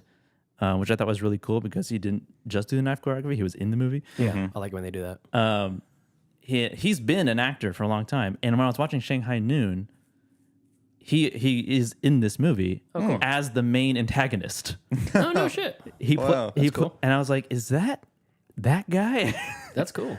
Yeah, I thought it was really cool. But yeah, Shanghai Noon streaming on Hulu, pretty entertaining. I'm curious if Shanghai Nights holds up. I have it on VHS if you want to borrow it. I don't, because I don't have a VHS player. You would be able to play it. I can look at it, look at the case. Very nice. I watched Big Fat Liar. Oh. I rewatched Big Fat Liar. Never seen that one. With Paul Giamatti, Frankie Muniz, and Amanda Bynes. Released in 2002, streaming on Netflix. All-star cast. Produced, directed by Sean Levy, who directed Deadpool Wolverine. Interesting. The upcoming, and produced by the scumbag Dan Schneider. Not surprised. I don't know who that is. If you watch Quiet on Set, he's the that guy. That Yeah, guy. yeah, and of course Amanda Bynes. But yeah, when the credits rolled for this movie and I saw that, I was like, "Fuck, Damn it. I know. Whenever I watch a movie and it's like produced by Harvey and Weinstein, I'm like, "Fuck me." A lot of Tarantino movies. Still watching it. But yeah, Big Fat Liar, it's actually pretty entertaining. And it's obviously like kid focused in early 2000s, and it's kind of cringy. But Paul Giamatti is like his acting is like dialed to 11. He's very insane. He's a movie producer who just happens to run over Frankie Muniz as he's trying to deliver an essay to a teacher so that he doesn't have to go to summer school. Kid's worst nightmare when they're going on summer vacation. He never gets to take it there. He never gets to take it there because the Marty Wolf, Paul Giamatti's character, Frankie Muniz drops all of his papers in the limo, and he leaves his paper in there on accident. And he's like, the producer, Marty Wolf, he's like, "Hey kid, you forgot your," and then it says "Big Fat Liar" is the name of the essay. Yeah. Because it was for a creative writing class. And then he takes that essay, turns it into a movie, and it's really interesting. I didn't know the plot. And it's really weird because they make the trailer for the movie before they started shooting the movie. All right. That's how that works usually. I know. I'm pretty sure. They like make the teaser like coming this summer, even though he got the paper like a few weeks ago. And then it turns into Frankie Muniz and Amanda Bynes going to Hollywood and just trying to get. He's just trying to get the producer to admit to call his dad to tell him that, yeah, your son's not a liar. Yeah. He's not even trying to get the paper back. Not trying to even get like royalties. He's not or trying to get anything. his name on the credits. He's like, I don't care you stole it. I just want you to tell my dad I'm not a liar. That's the plot. That's literally that's the plot. And then Frankie Muniz's character like tortures him. Yeah, essentially because he won't just make the call to his dad. It's like very simple. You could Why would you just make the call? I know. It's crazy. It's an entertaining movie, actually. Surprisingly, I mean, it's very early 2000s. Yeah, Frankie Muniz, Paul Giamatti, Amanda Bynes, Sandra Oh is in it. I Briefly, Donald Faison, John Cho. Dang. And those are all like pretty minor roles, but you see like the back lot of Hollywood, like the studios and stuff, like the costume department. Yeah, and you see the Bates house. Yeah, the house that's behind the motel makes a cameo. But yeah, it was entertaining. It was funny and cringy and just it was a good time. I watched X again in preparation to watch Maxine, which I also watched. Okay. Oh, you watched Maxine? Yes. I meant to see that last weekend. X, I reviewed it as like Texas Chainsaw meets Boogie Nights. It's a kind of schlocky horror movie directed by Ty West. This is not streaming anywhere. X? No. You have to rent it. But yeah, X, like watching it again, I was like, this is more depressing than a slasher movie. Just because of this is what happens when old people get horny. That's fun. Yeah. The real horror of X is that old people like to fuck still. Yeah. And they might die if they do it. They might die. And they're fantasizing about you. I hate to tell you. Yeah. Oh god. And Tyler, are you delivering those packages to all those old ladies? Hey there, young fella. You want to come on? I don't even want to think about it. I got a popsicle sticks for you down in my cellar. Yeah. I would never. Yeah, it's more sad than anything because you feel bad for the old people who are hosting, who are Airbnb-ing their shed out to these these pornographers. You just gotta reach on in and grab it. Yeah. Okay.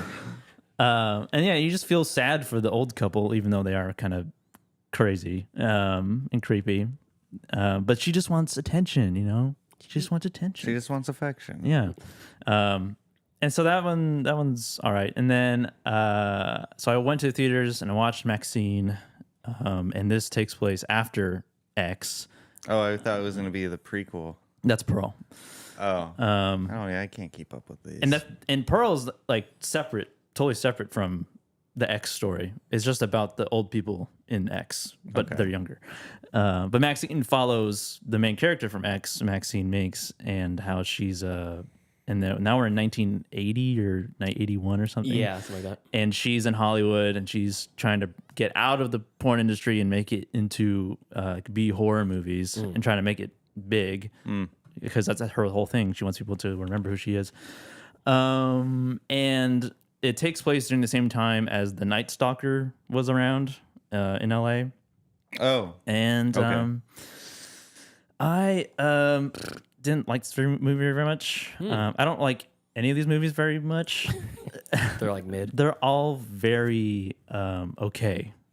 They're all very okay. Maxine, I felt, has a good like.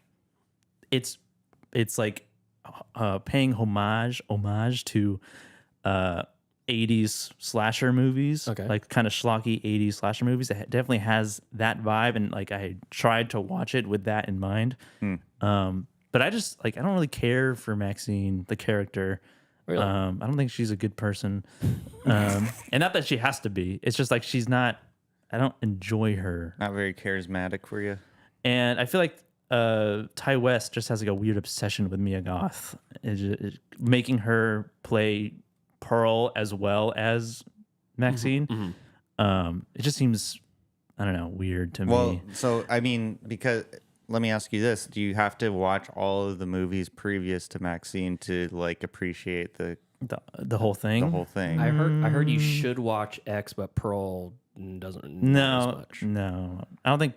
I think more just like for the parallels, because that's what I think part of the reason is why I'm making Pearl and Maxine the same actress is like to make the obvious parallel between those two characters, because they both want to be famous. They both are trying to reach stardom of some kind.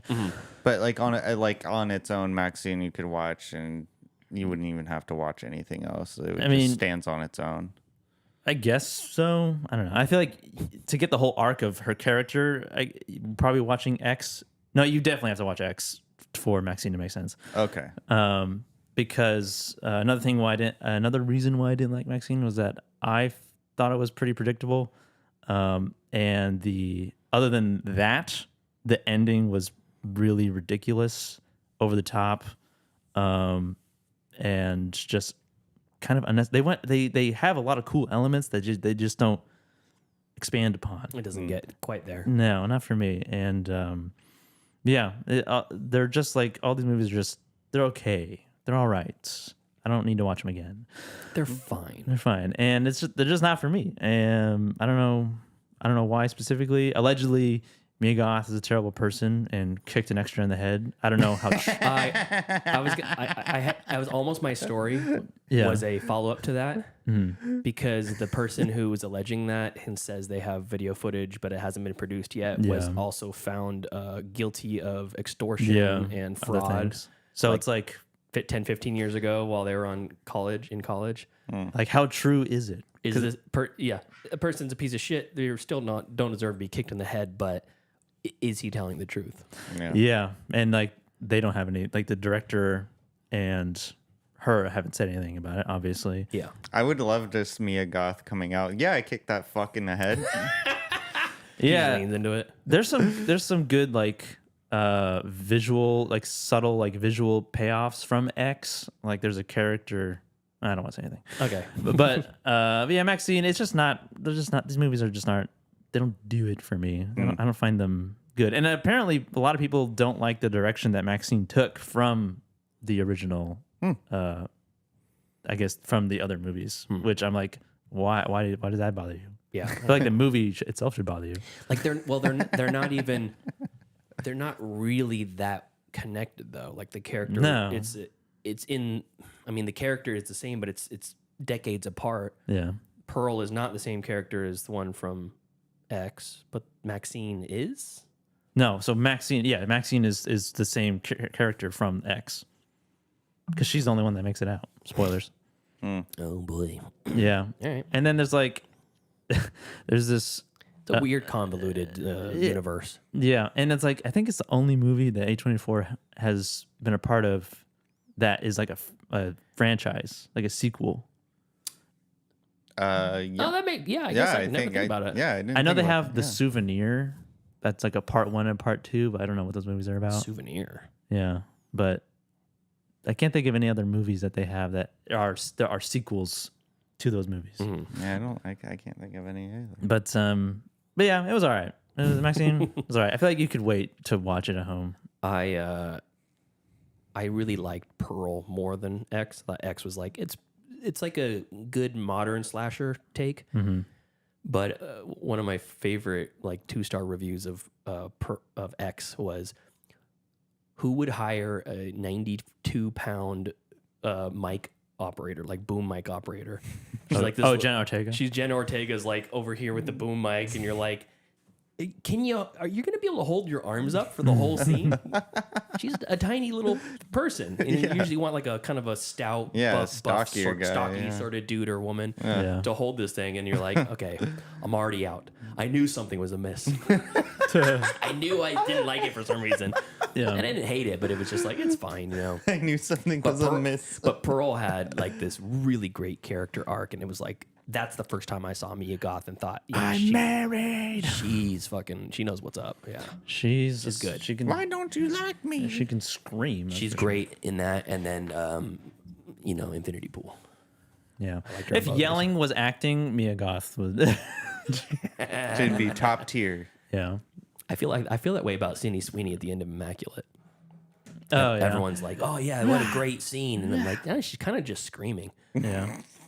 She's just kind of shouting.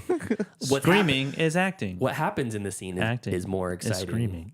than her performance. But whatever. I forgot about that movie. Yeah. Whatever. Because the first Omen pushed it out of your brain. Yeah. That's way better. Anyway. Anything else? Yeah. That's it. Okay, cool.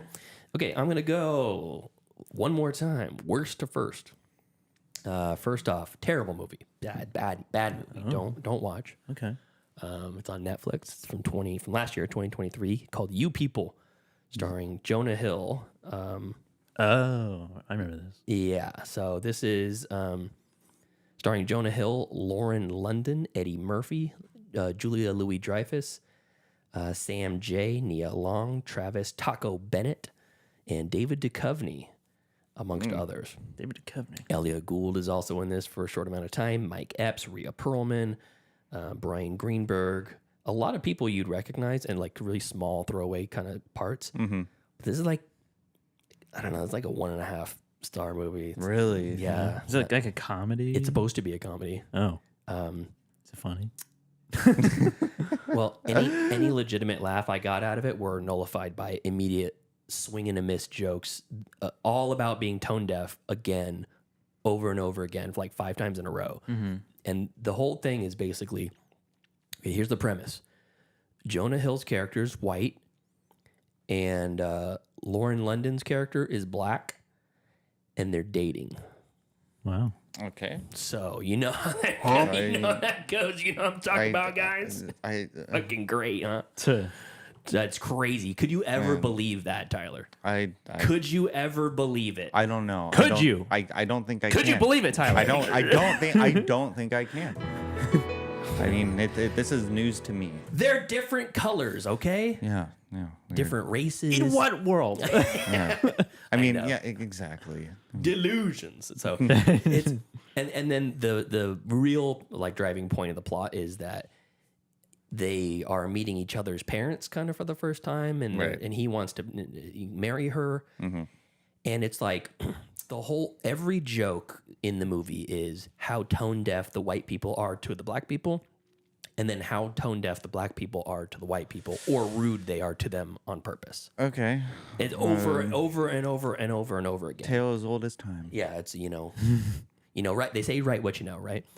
But it's like, so for example, Jonah Hill's character is like, his mom is Julia Louis-Dreyfus, his dad is David Duchovny, and what a couple. Julia Louis-Dreyfus is like meeting his girlfriend, and she's like, "Oh, you're so gorgeous. Is that hair natural?" And like tries to touch her hair, and she's like, "Please don't."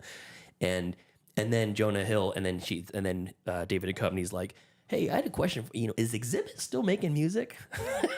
And it's like that part was pretty funny. And then they leave, and he takes his mom to the other room, and is like, "Mom, you can't be saying shit like that. You just treat her like a normal person." And she's like, No. We talk about Barack Obama all the time in this house. And then Sounds like Get Out people. Kind of, Get yeah, out. except for way more cringy. And then he brings her back into the room, and David Duchovny is playing a acoustic version of an Exhibit song on the piano and singing to his girlfriend. And it's like that part got a good laugh out of me. But then he's taken his mom to task and his dad to task about being culturally insensitive and like treating her like this like weird thing, like this new thing they've never experienced before, instead of just a human being. Yeah. And then he immediately does the same thing to her parents. He's like, I got to go meet her parents because I got to ask for her hand in marriage, right? And Eddie Murphy is his dad, her dad. Eddie Murphy. Eddie Murphy's in it? Eddie Murphy is barely. He's one of the main characters, but he couldn't give a fuck whether he's in this movie or not. No. He's completely mailing it in. But he guess where he invites them to go to lunch together. Guess.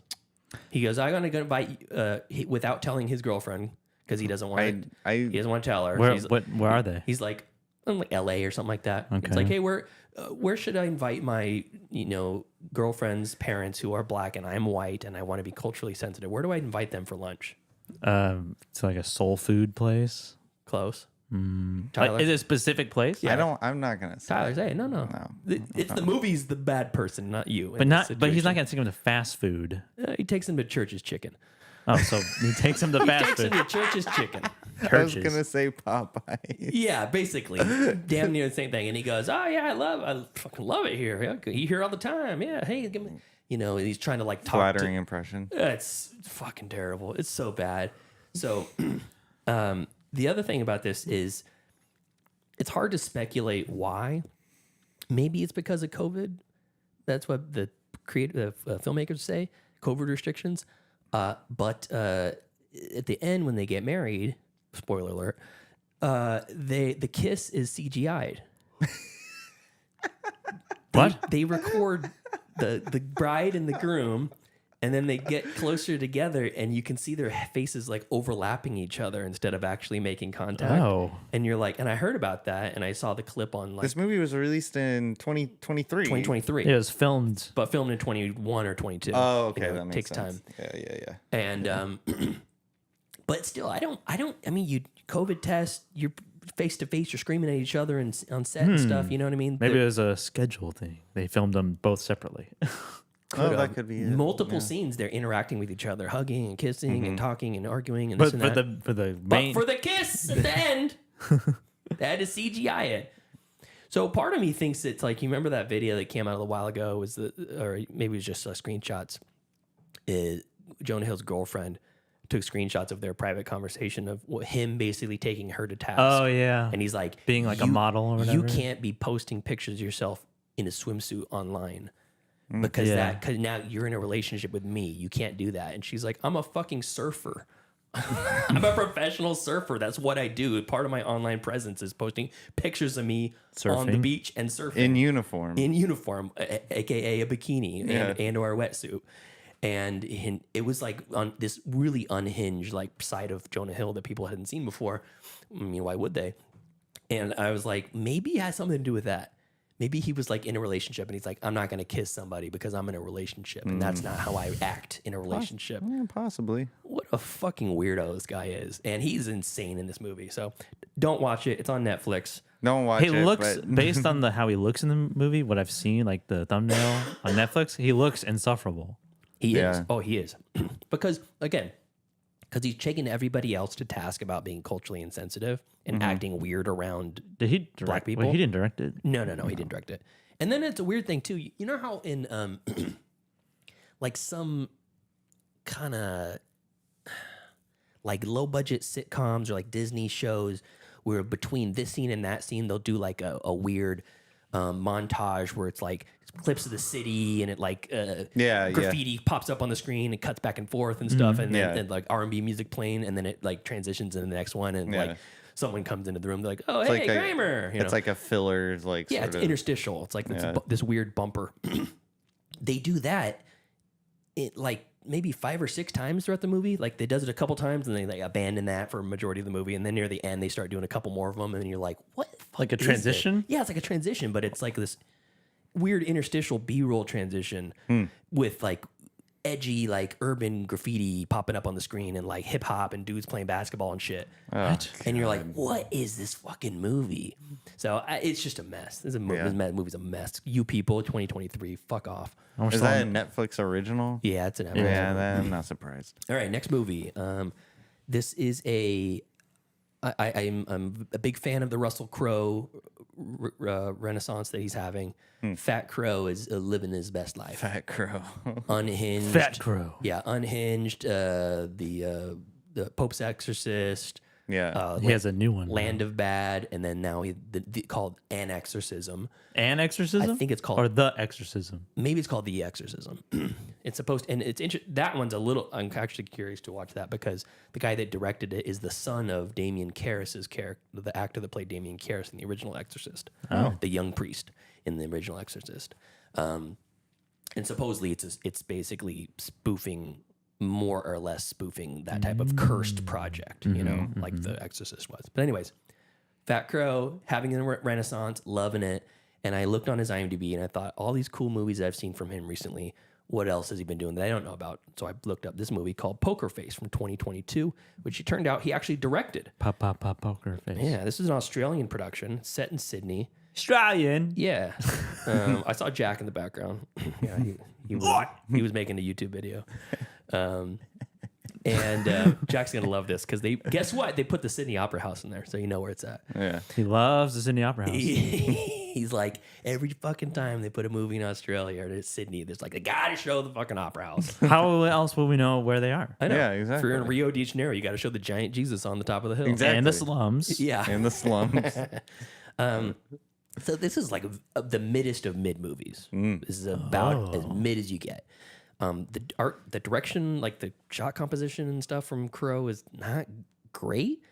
It's like serviceable, but not great. He directed a movie. It's It's just competent. It's competent, yeah. And but the story is also really messy. And this was adapted from like a short story. And the plot basically is that Crow and a bunch of his friends are from childhood. They all like to play poker together, and he parlayed that into a $1 million enterprise. Like somehow he made millions of dollars playing poker, and then he used that money to invest in some tech startup thing. And they don't really talk too much about it, but he partnered up with RZA, is one of his childhood friends. RZA plays one of his childhood friends. Nice. Huh. Also, Liam Hemsworth plays one of his childhood friends. Wow. When was this released? 2022. Oh, so this is newer. Pretty recent. Much yeah. newer. I only looked at his new stuff because I'm like, I want to see the Crow Renaissance. I thought this was like I want to see the ago. Crow Renaissance. Yeah, I want to see what I'm missing, right? And so he's made all this money and he's this like literal like billionaire.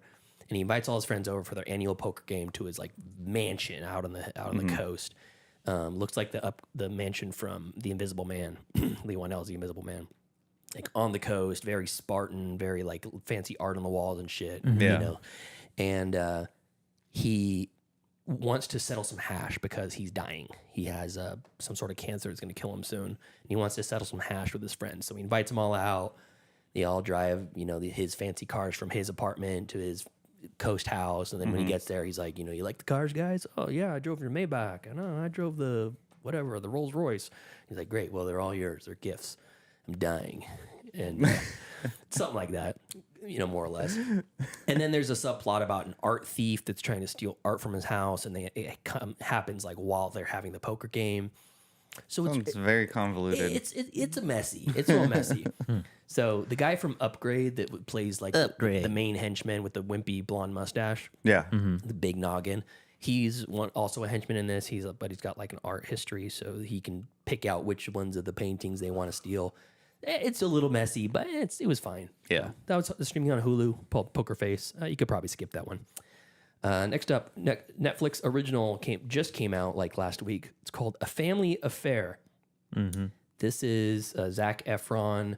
Oh, I saw Nicole Kidman and Joey King. Zac Efron still sporting that weird face of his. Yeah, some scenes he looks more Cro-Magnon than others.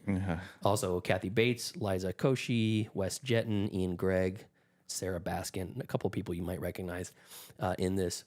I hear Carol Baskin. Sarah Baskin. Oh, that's her son. That's her daughter. I mean. So, speaking of taglines, the tagline on this: "A motherfucker of a story." Oh. Yeah. A motherfucker. A motherfucker. The only thing worse than being the assistant to a high maintenance movie star, which is Zac Efron, who doesn't take you seriously, is finding out that he's smitten with your mom. So Joey King is the Your mom. assistant to this Tom Cruise type, maybe not Tom Cruise type, a little bit younger and dumber movie star who's on this like shitty set of like some MCU type movie. And he's in like Scorcher 6 type movie. Okay, yeah. Who left the fridge open? Yeah, he's in like Archangel 9 or whatever. And Joey King is his assistant and is fed up with him because he's kind of abusive. But he's like, sometimes he's really nice and sometimes he's really abusive. He constantly is threatening to fire her. Every time she does something wrong, he like, makes her write a handwritten apology letter to him and stuff like that. And then he goes to her house to apologize and runs into her mom, which is Nicole Kidman. And she's an accomplished author, but not a famous person, and obviously much older than he is. And they start banging. And they fall in love. Yeah. Maybe. Maybe they do, maybe they don't. But from the perspective of Joey King's character, who is his assistant, she has been dealing with sweeping up the leftovers of every girl that he runs through for the last like 5 years. So he's like, you're not going to just bang my mom and move on. Fuck off. He's an asshole. She's trying to tell her mom no. And at the same time, she's falling in love with him. And also she's just like, I got this young dude buff as beefcake who wants to dick me down every time I want it and buy me stuff. Cause he's also, super rich. Super rich. Yeah. So catch for her. Right. But anyways, this was actually pretty fun. This is Zac Efron's charm and his comedic chops show through. You forget sometimes that he started out in comedy movies like Neighbors and shit like that. Yeah, he started in High School Musical. Okay, he really started in High School Musical, but that doesn't count. It's a Disney original. So this is kind of standard fare for this type of movie, but again, Zac Efron's funny, he's charismatic.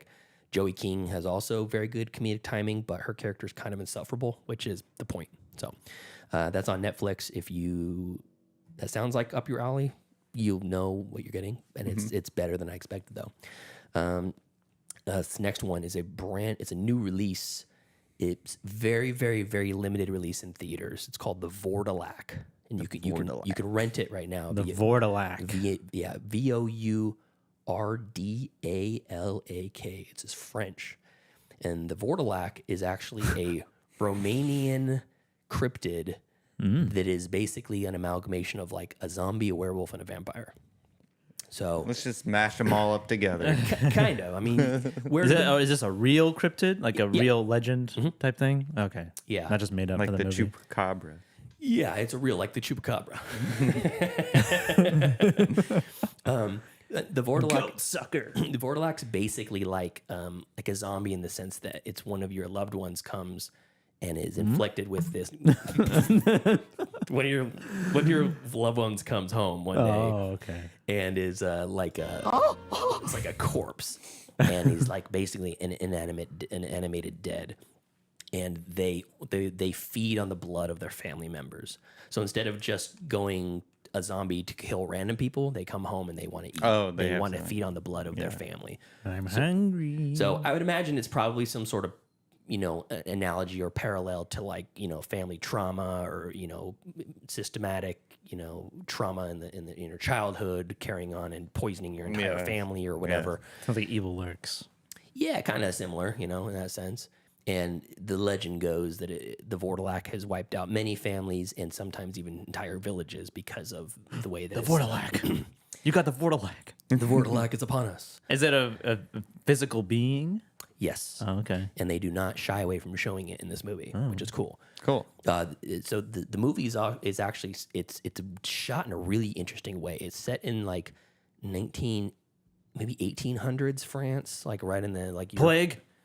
Maybe. No, the plague was the 1600s. Was it? We still have the plague. Yes. It's still a thing. Really? Yes. Yeah. It is. Yeah. Someone just died from it. Yeah. Oh, crazy. In Denver, or something, or Colorado. Yeah, in Colorado. Interesting. They went to that satanic airport and got it. Satanic airport.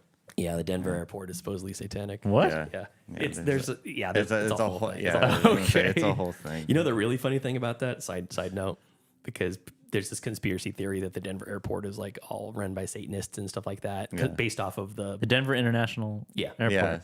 The statues that they have and the markings they have on the wall. You know.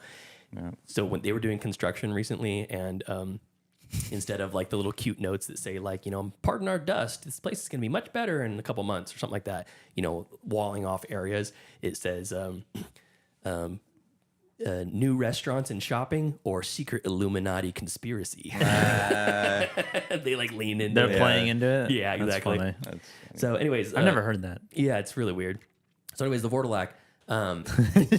This is kind of shot like The Witch, if it was about a zombie in a sense. Okay. Very static. Yeah, kind of. Yeah, static in that sense, and very correct to the period. A lot of like natural candlelight and things like that.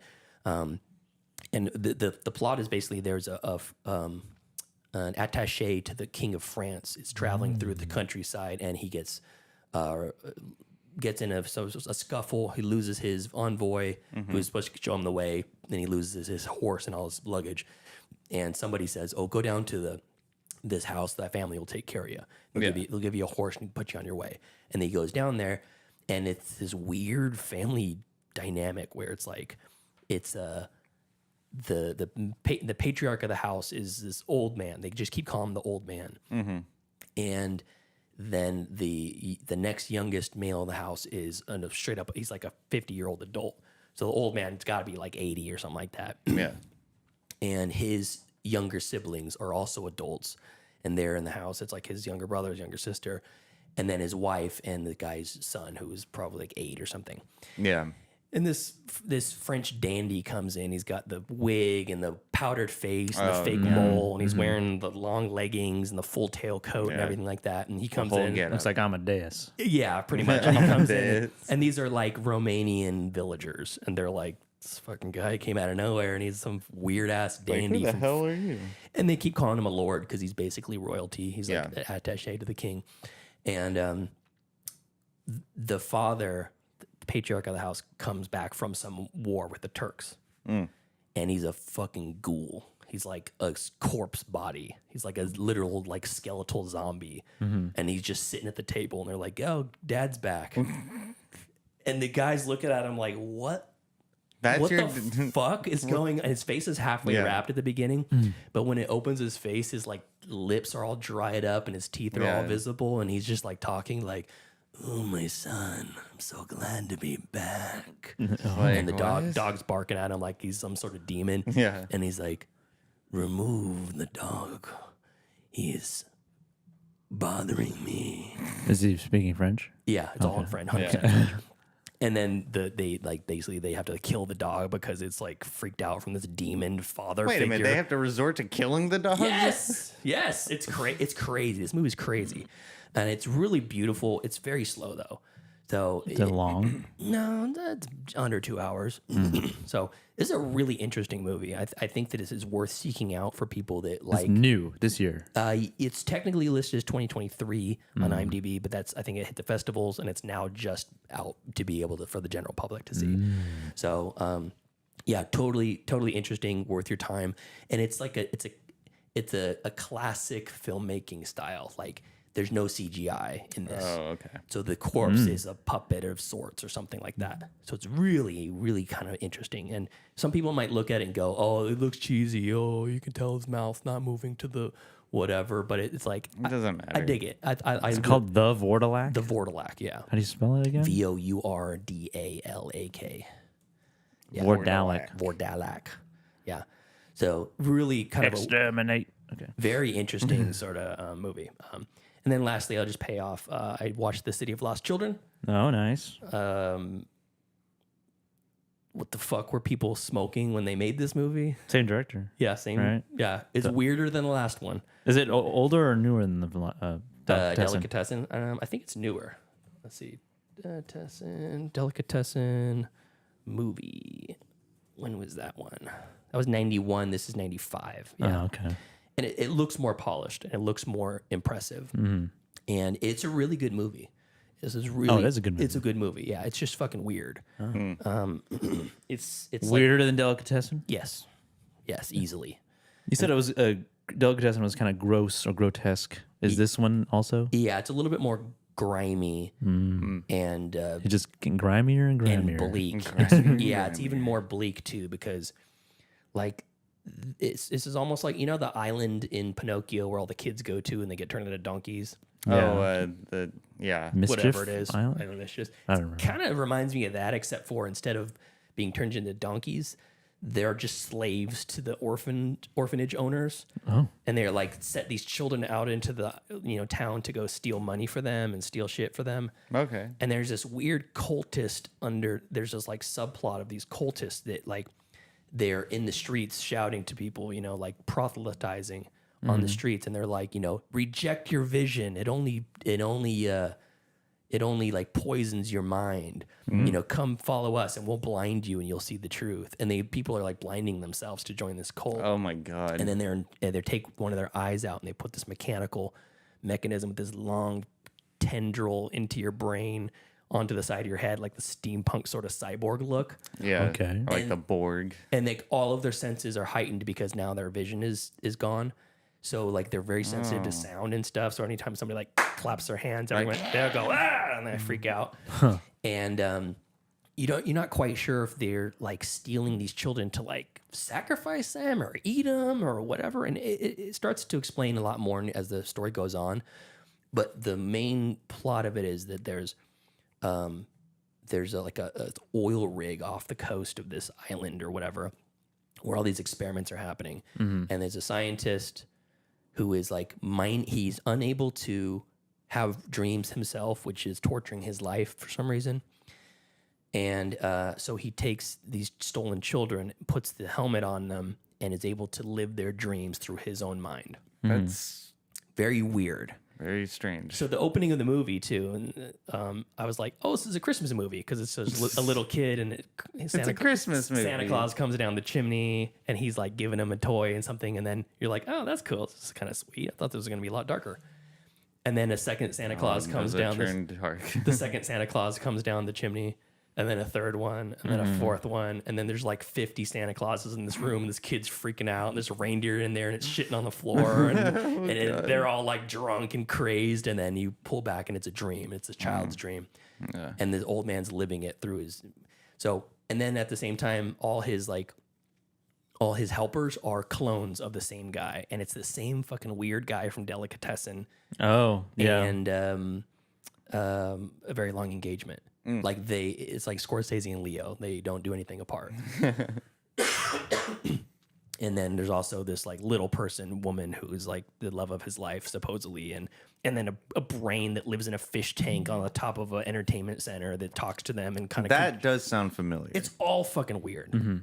So I could feel like some Alien 3 influence in this with like this like sort of furnace type fiery sweaty dungeon where all the cultists live, and I don't know, it's a trip. So Ron Perlman is great in it. He's very kind of one note, kind of a dunce. Yeah, he plays the world's strongest man, works for like a circus. World's strongest man. Yeah, and his like ringleader dies early on, and he's trying to. This movie sounds familiar. It's a trip. It's really interesting and good though. And then Bruce must have saw that I logged on Letterboxd because he sent me a message and said, "Can you believe someone made this?" And he sent me a YouTube link to a playthrough of the PS1 City of Lost Children video game. There's a video game. Yeah, it's such a weird like property to make a video game out of. Yeah. It looked like Silent Hill or something because it's all just grimy and nasty and I don't know. It's weird. So, anyways, I do recommend this. You got to rent it though. So, okay. So Michael Graves, you did it. My debt is paid. Paid off. Yeah. So, anything else, fellas? I think that's it. No. I did want to mention my stream picks. I forgot. Tyler, you'd be happy about this. Okay. I started watching Dexter. Yeah? How do you like it?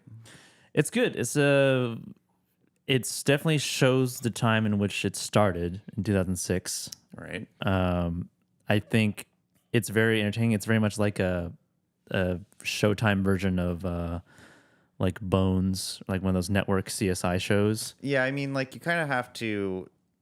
I mean, the first episode is really great.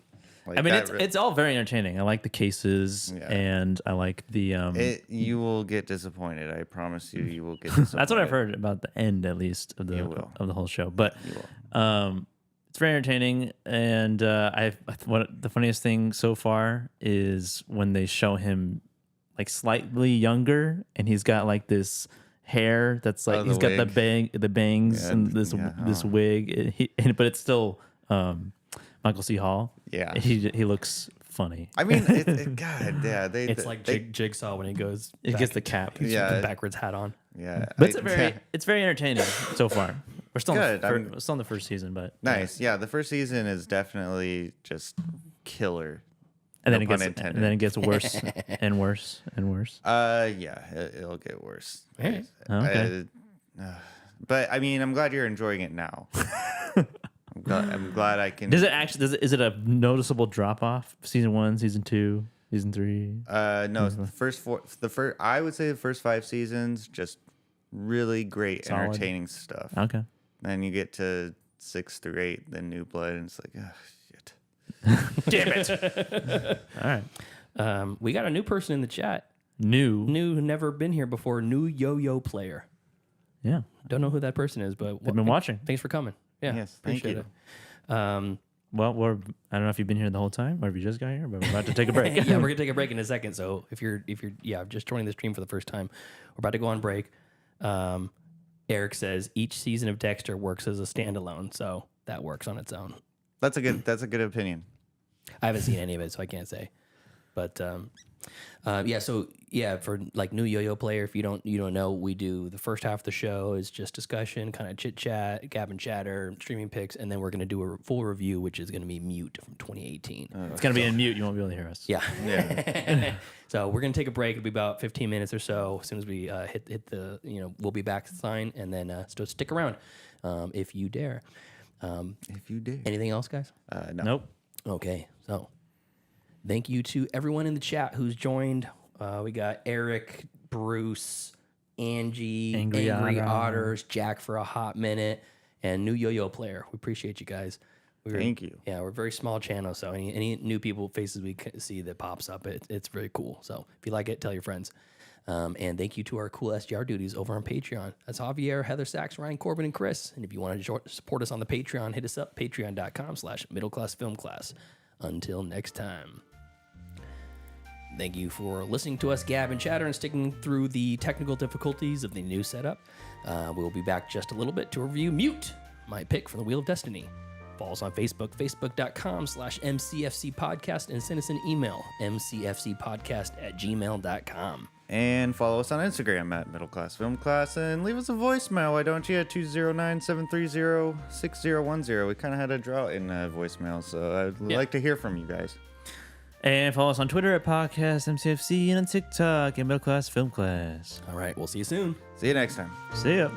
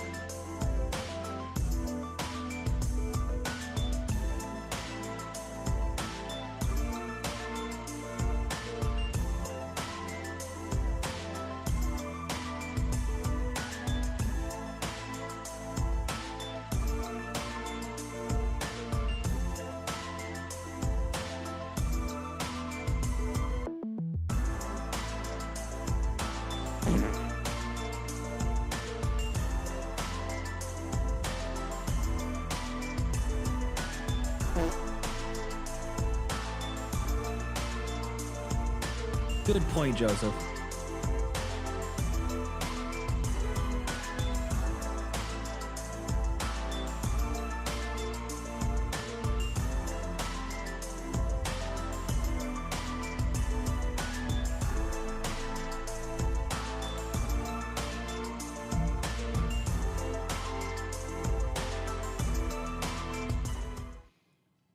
Oh, it's time for class. Class is in session! Roll call! Bueller? I'm gonna be late for class. Bueller? Am I hallucinating here? Just what in the hell do you think you're doing? I'm late for class. You are mine now. You belong to me. Did you study for the test? No more complaining. No more Mr. Kimble to go to the bathroom. Nothing. There is no bathroom. Hello, classmates. Welcome to another episode of Middle Class Film Class. I'm your host for today, Pete. I'm Tyler. And I'm Joseph. And on today's review episode, we're going to be reviewing my doomed pick from the Wheel of Destiny. For some reason, we're reviewing 2018's Mute. Do you know what it is to make your dreams come true, Leo? Make your dream come true. Gangsters, you're a good man. Can you tell I'm Russian? Barman should not punch the fucking customers. I don't deserve you, Leo. I love you so much, but you don't know me.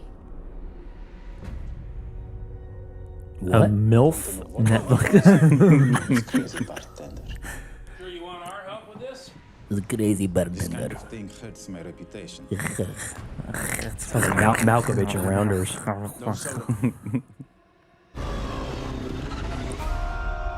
Give him his money. From Duncan Jones, Secrets. the director of Moon, Source Code, and Warcraft. All flops. He did Source Code? Yeah. Not very talkative.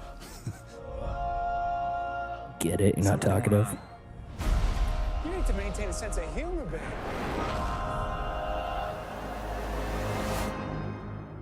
You gonna give me some trouble, big boy? Or are you gonna channel that famous Amish serenity?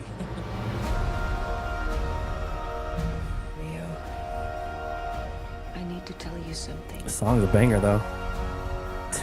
This is gonna stop right now. It ain't a secret anymore. Would you do anything for her? Say you're sorry. Fucking say it! Why the hell can't he talk? He doesn't need words.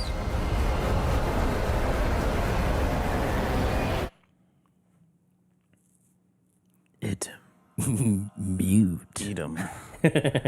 Eat him. Join him. All right. So that's it. That's Mute.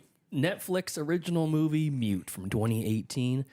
This is a movie that is directed by the most beloved Duncan Jones, the child of David Bowie, who, like the trailer says in reverse, directed Moon, Source Code, and the Warcraft CGI movie, which Tyler's mom is a huge fan of. Yes. Loves the movie because she's a WoW player, right? Yeah.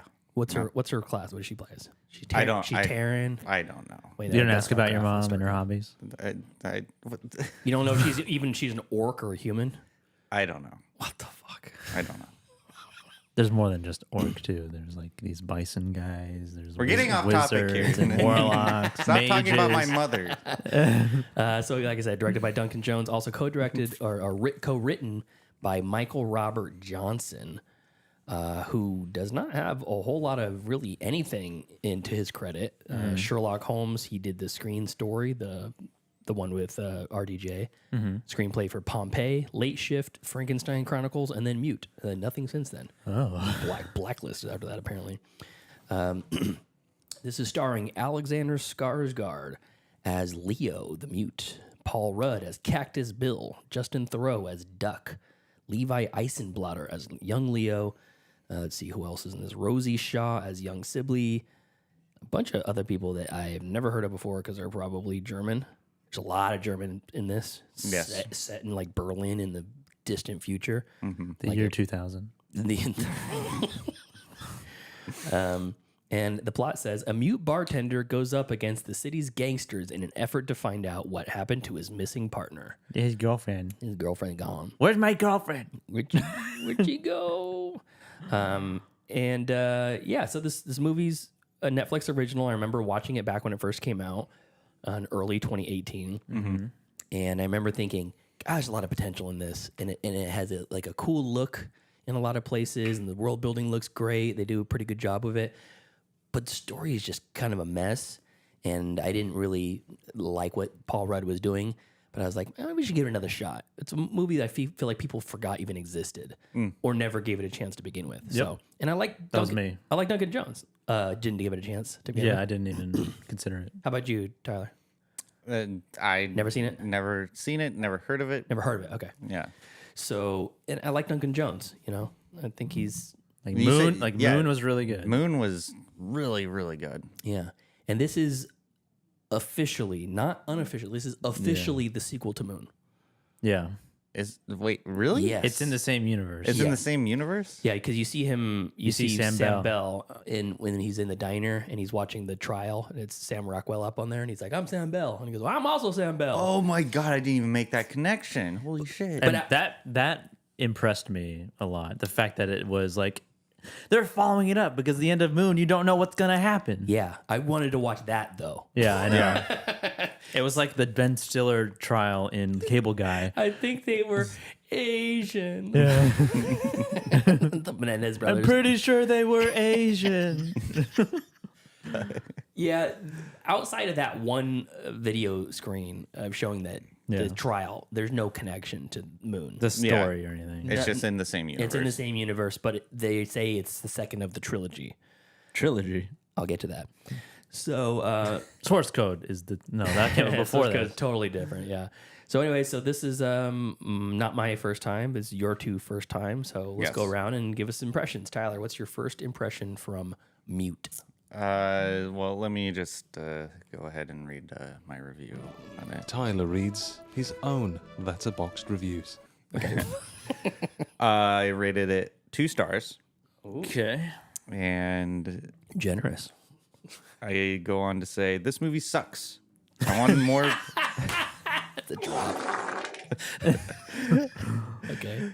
I wanted more Paul Rudd's story. His character story was more interesting than the main character. Part of the course of a Netflix movie that have a good idea and just squander it. Too long and the ending fell flat. Paul Rudd carried the movie. C- and a report. C-? C-, 2 stars. Yeah. Interesting. So I haven't watched the trailer up until just right this moment. Yeah. And the trailer makes it look like it's going to be like this like expansive, really cool like sci-fi adventure movie.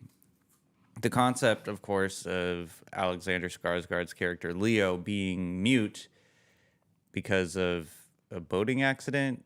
Yeah. Boating propeller accident. Yeah, I thought that was an interesting concept. I don't know why he got the sleepaway camp treatment. I don't know how he got. I guess no, they both live. Yeah, they both live. I don't know how he got a bartending job because typically you need to be a little bit more vocal when you're a bartender. So that kind of threw me off. Say, hey, bub, what's eating you? Hey, can you make chit chat with your? Well, he's in a nightclub. You're not supposed to be talking to these people.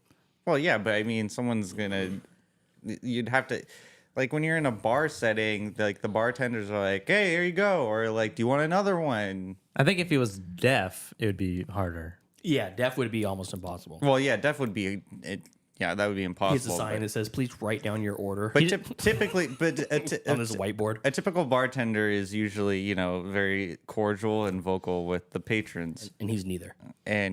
He punches him in the head and doesn't with talk the to him. vodka. Welcome.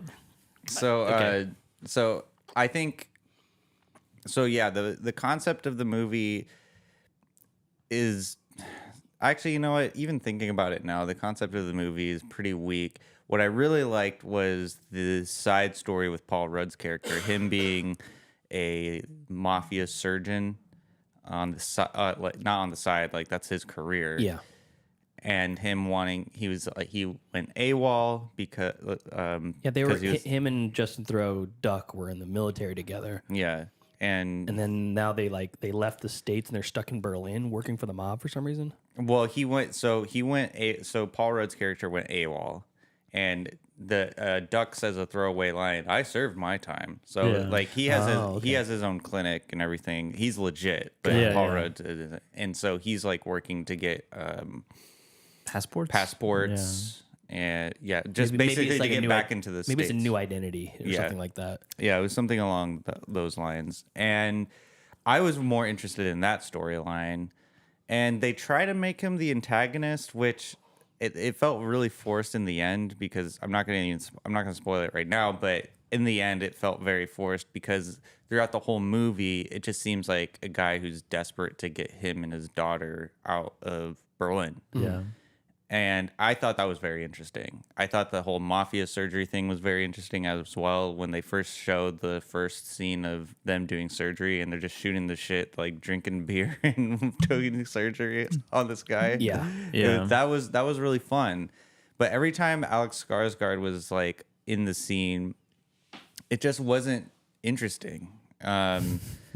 So, and they're trying to make that the focal point of him finding his girlfriend, which I don't even think they were together for that long. I don't think so either. I think he was just an Amish guy who's never experienced the touch of a woman, and so he immediately falls in love with the first person that gives him the slightest touch of affection.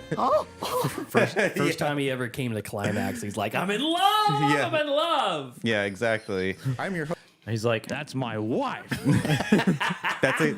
So like, the pacing of the movie is you're led to believe that they've been together for a long time and that they're in love, but really I think it's just infatuation on Leo's lust at first sight. She gave me a phone, dude. She's Yeah. the one. She's the one. Yeah, and so the framework is there for it to be a very compelling movie, but it didn't have any direction. So that's why I said this movie sucks. Like it sucks because there is so much wasted potential. What do you think about the visuals? I thought it was fine. I think what was that Ryan Gosling movie? Blade Runner? No, not Blade Runner. It was with him and like his mom or something. It was him and his mom. It was Only God Forgives. Only God Forgives. Yeah. It kind of reminded me of that, but I think Only God Forgives did it way better. But that's not the future. No, but it's I get what you mean. It's kind of like that vibe. Neon noir style. I guess. I guess he says it's a very weird connection that you have. I see it. I don't. And I don't think that's the first thing. First, Blade Runner is the first thing that comes to mind for me. Yeah, and then just that sort of like the mafia's a ever present point in the storyline. Yeah, but that's another thing too. The mafia didn't feel dangerous. Like I didn't feel like no one was in danger. Mm-hmm. Like there's no like stakes. So yeah, I mean it was certainly a movie. All right, cool. Joseph, how did you feel about this? Actually, very similar to how Tyler felt. Like I liked Paul Rudd a lot in this movie. I liked his character and what he was doing. He was very much an asshole. Another movie where he's an asshole to a person working at a coffee shop or something. I love you, man. Right? No. Yeah. No. What was Role it? models. Yeah, role models. Venti means 20. Yeah. Stupid in 2 languages. But yeah, I liked his story. I liked him being that character and like wanting to like get out and with his daughter, because up until the end to the reveal, it's like I'm like under the impression like this guy's supposed to be like the bad guy, or he's supposed like we're not supposed to like him. Because you said that he was supposed to be the bad guy, so that's what I went in with. That's what I did too. Yeah. I went in with the anticipation like he's supposed to be the bad guy, and the whole time before the reveal, I was like, this guy just seems like he's trying to get out. And I'm like, are they going to end up being like adversaries at first, but then they have the same goal? Mm-hmm. And then that obviously didn't happen. But yeah, I liked what he was doing. I was really annoyed with Justin Theroux's character because he kept on saying "babe." That bothered me. That irked me. It bothered the shit out of me. Hey, babe, you need to chill, babe. Come on, babe. All right, come on, babe. which is like a little overused. It's just, it was just overused. It's fine to do it a couple times, but he just kept on doing it. And then his like terrible hair that he had. Yeah, that was pretty bad. The character himself, I thought like the thing that they did with his character and made him like a creep. Was an interesting thing to do to his character, and the fact that he and Paul Rudd was aware of what he was doing and what kind of person he was. I thought that was a very complex and kind of dark relationship that they I have. don't think he was so aware of it till the end when he discovers the camera. It was it was in the third act. But no, because he says like, I knew what you were doing in Kabul or whatever. Oh yeah. He mentions that like, I have a feeling the way I interpreted that was that, you kind of figure he's a creep or a sexual deviant of some sort, but it's almost some plausible deniability to a friend. Yeah. But if I went over to Tyler's house and there was a camera in the toilet, I'd be like, oh fuck. I knew it. Yeah, I knew it all along. Wait a minute, why does that have to be me? I guess it's more like it like confirmed. Yeah, exactly. And then he's like, oh, that's what he was doing. And so like maybe that's what it was. But he was still like they went to the fucking arcade pizza joint afterwards and hung out after he found that didn't make sense to me because he was so aggressive towards that reveal of him being a creep, and then he was like, yeah, I'm sorry. Let's go celebrate. But it's just like what? Anyway. Like just after all of that? But I would not do that. So that was like that side of the story with Paul Rudd and Justin Theroux was really interesting to me. And then Skarsgård's Leo's whole story is just, where's my girlfriend at? I can't find my girlfriend. And I don't know how to operate a cell phone. And like we've kind of been saying is that this movie had a lot of potential, but it didn't go anywhere with it.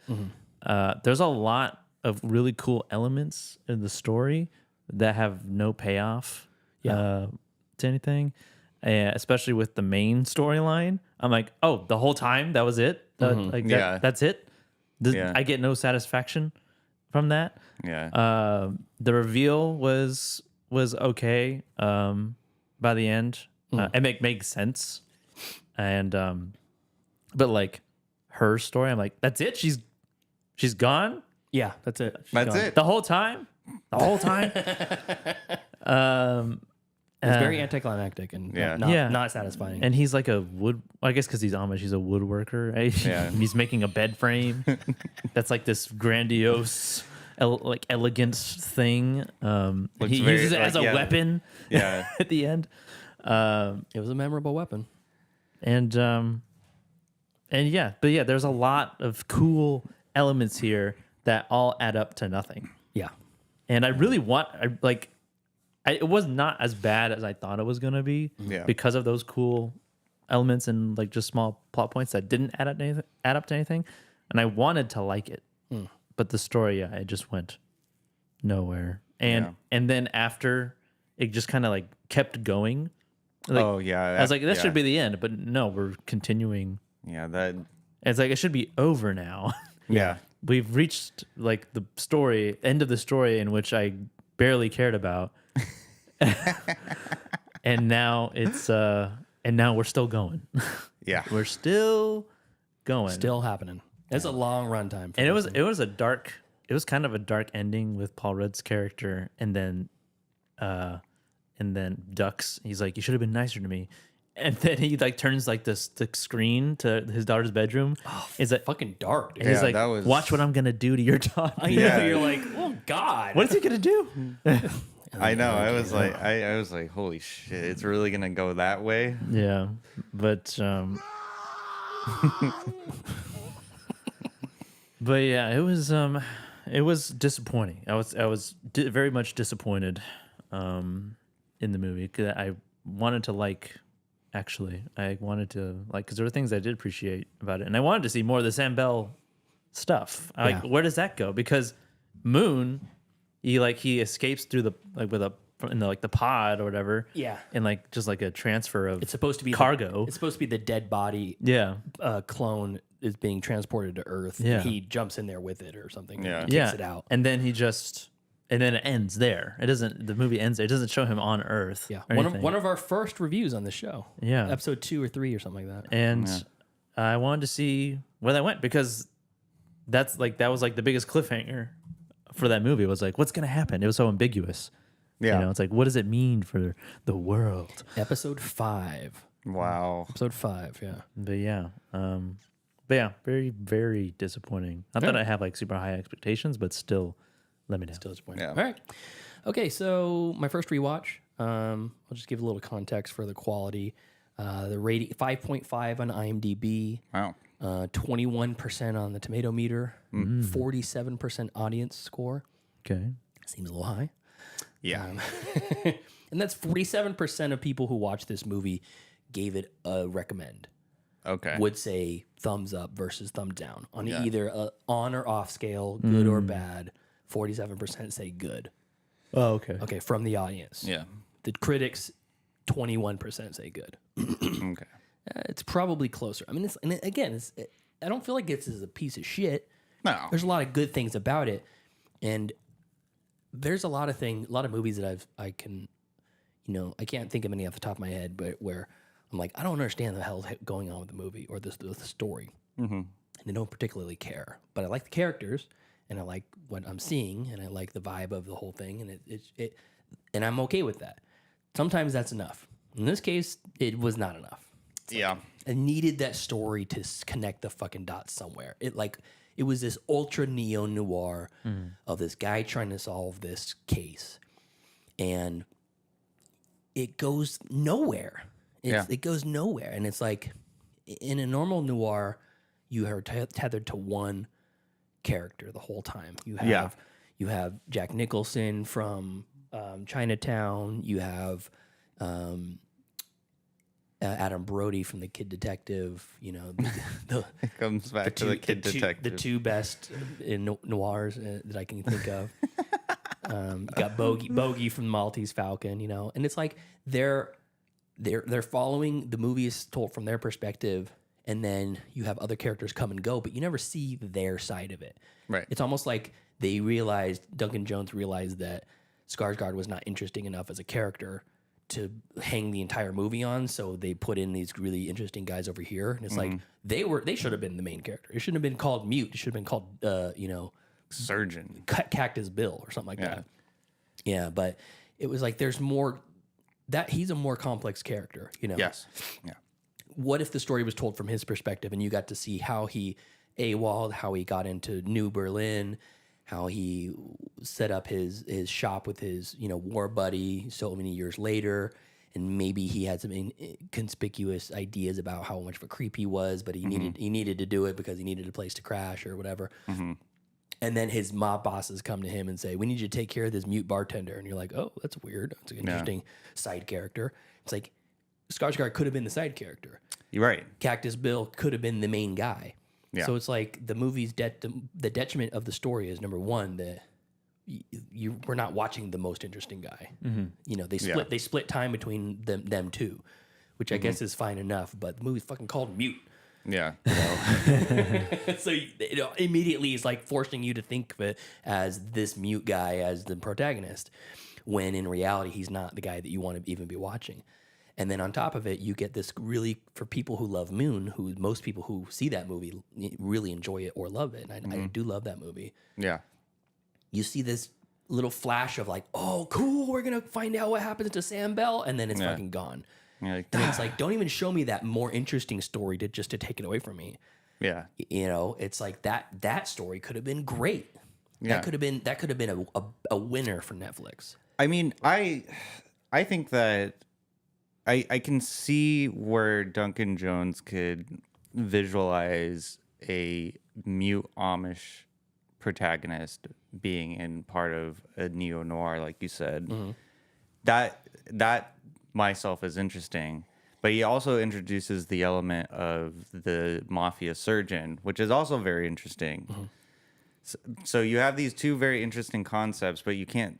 Well, they're fighting against each other for your attention. Exactly. And I don't think it leads you into a place where you feel satisfied with either one of them.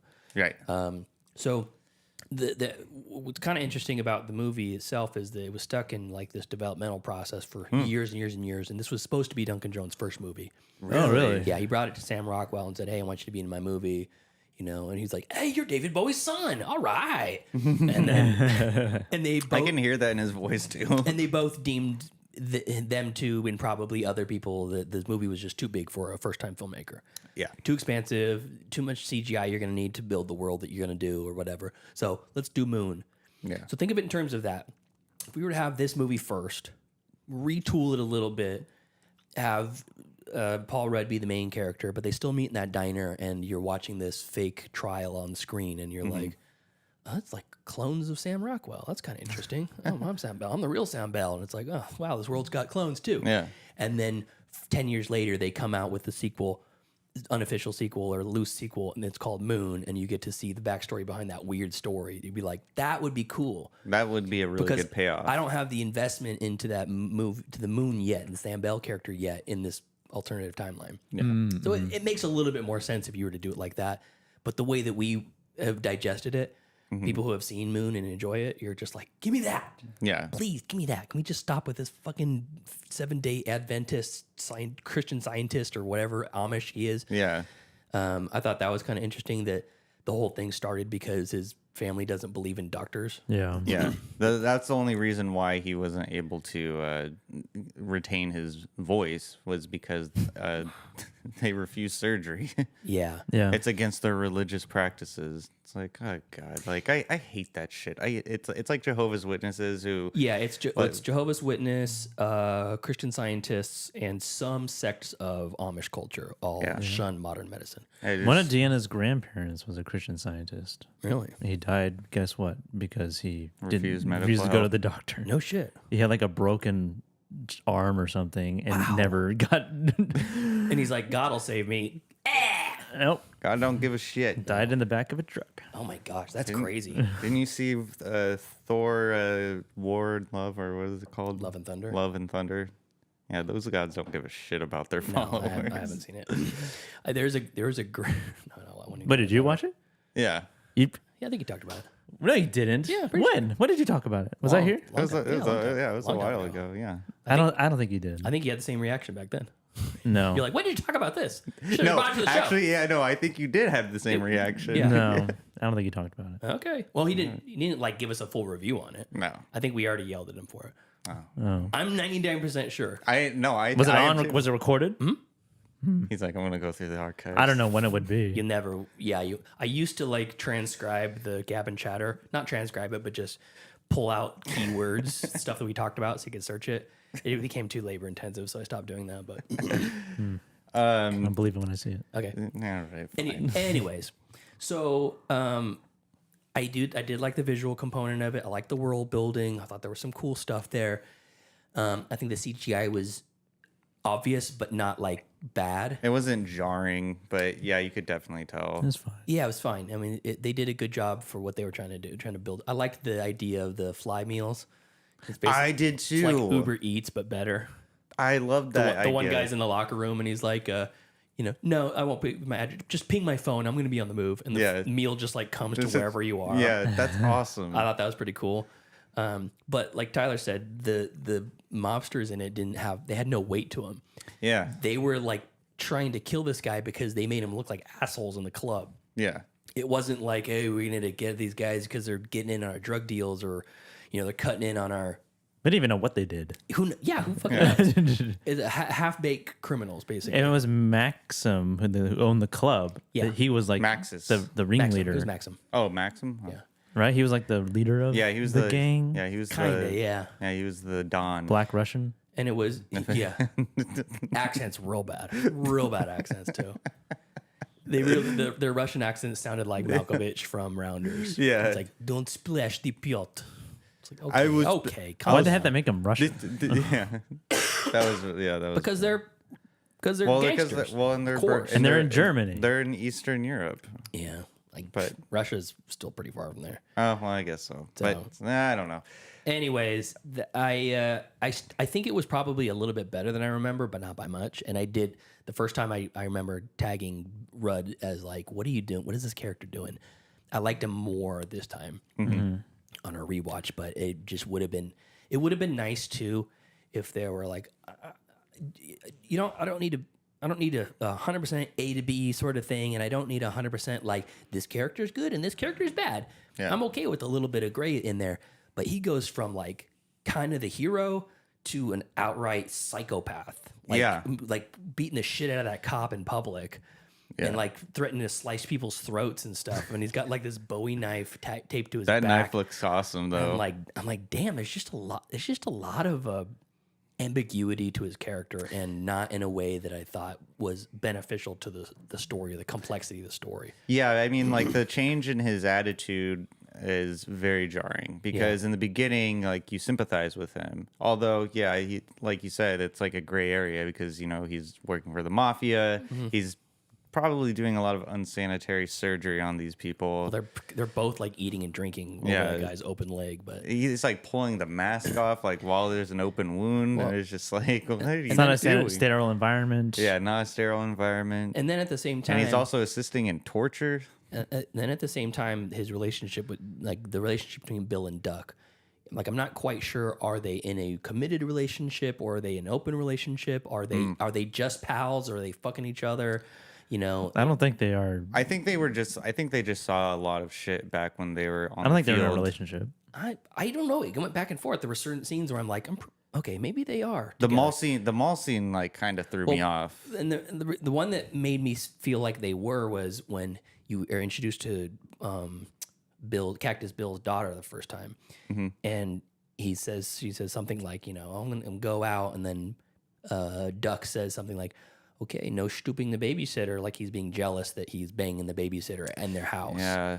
And there was a lot of scenes, and it was just a little too ambiguous for me. I want to know one way or the other, just so I can make heads or tails of where the story is and how to follow it. So, and okay, that's kind of my initial thoughts. It's Yeah.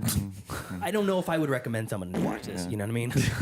Like if you're a big Paul Rudd fan and you want to see doing something super weird and like totally different than normal, give it a watch. But you want to see him berate another barista? Then yeah, so that's kind of where I come down on it. I mean, that scene, that coffee shop scene was so. That was probably the best laugh I got of the whole thing. When Oh, he's really? dragging himself to the front. He goes, hold on, I gotta take my breath. I gotta take a breath here. he overdid the bit though. Yeah, I thought it was a little overdone. That's more in the editing than anything because you're supposed to take as many takes as you need as long as you want, and then they edit it down to the best comedic timing. Yeah. And it just I know when he's like complaining to the guy, and he's like, it's like 3 fucking feet. And in my brain, I'm like, yeah, it's only 3 fucking feet. I think that's what his face said too. Yeah, I mean, I don't know. He does play a really good. Paul Rudd plays a really good asshole when he wants to. I like that. I really liked his Bowie knife. It made me want to get one. Some freaking large knife he's just carrying around In a weird place too, like It's sideways across his lower back. Yeah, but that means he can just go. Yeah, but it could fall out also. That's true. You want your knife facing down, so it's not gonna get. You gotta pull up to get it out. It just looks badass. It does. It looks pretty cool. Looks like an anime villain. But it's probably not practical in real life. Got that Arthur Morgan knife. But yeah, I also liked his name, Cactus Bill. That's such a badass name. Yeah, some cool. Sounds like a drink. It does. I mean, a lot of this feels like an anime. Like it feels like it could have been like started from an anime. Yeah, and I can see that. The third in the franchise is a. Is it made?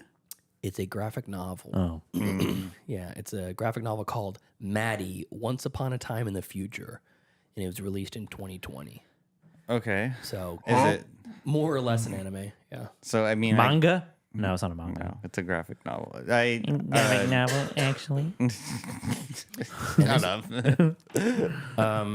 One thing I thought that was really annoying was I wouldn't even have known this unless the subtitles were on, but everybody's name is spelled stupid. Like the guy's name is Maxim. Maksim.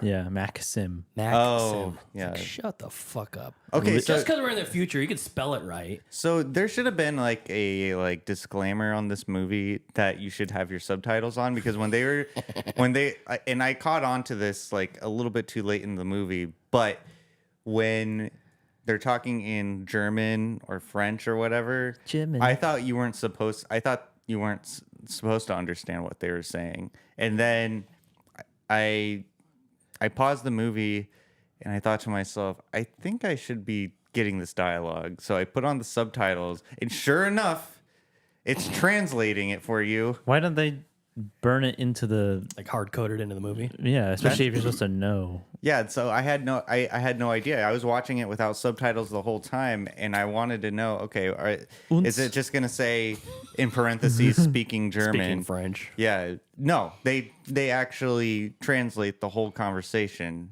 and I kicked myself. Do you not watch with subtitles on normally?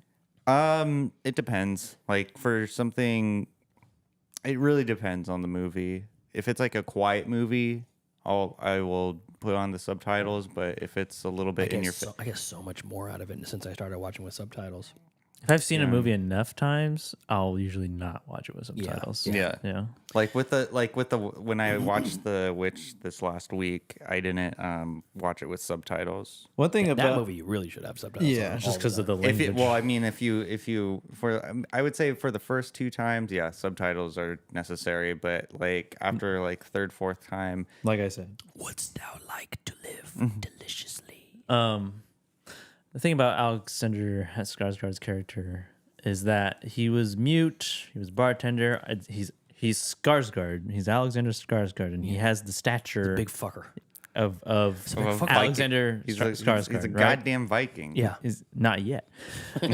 He's got Viking blood in him. He's got a presence. Yeah. Right. But in this movie, he is. I was like, is he supposed to be like a good fighter, or is he just like he's throwing bottles and he's just kind of like when you first see him get really mad at the club and he like pushes that guy against the wall, he's like, oh, he's got some aptitude, some strength, some like he can carry his own. Yeah, but he can't really. No. And that part of that, I was expecting him to do that. I guess it makes sense that he's not like that because it's just horny rage. he's Amish. That nerd he rage. just comes from the background that he does, and then in almost every scene, he's got like this.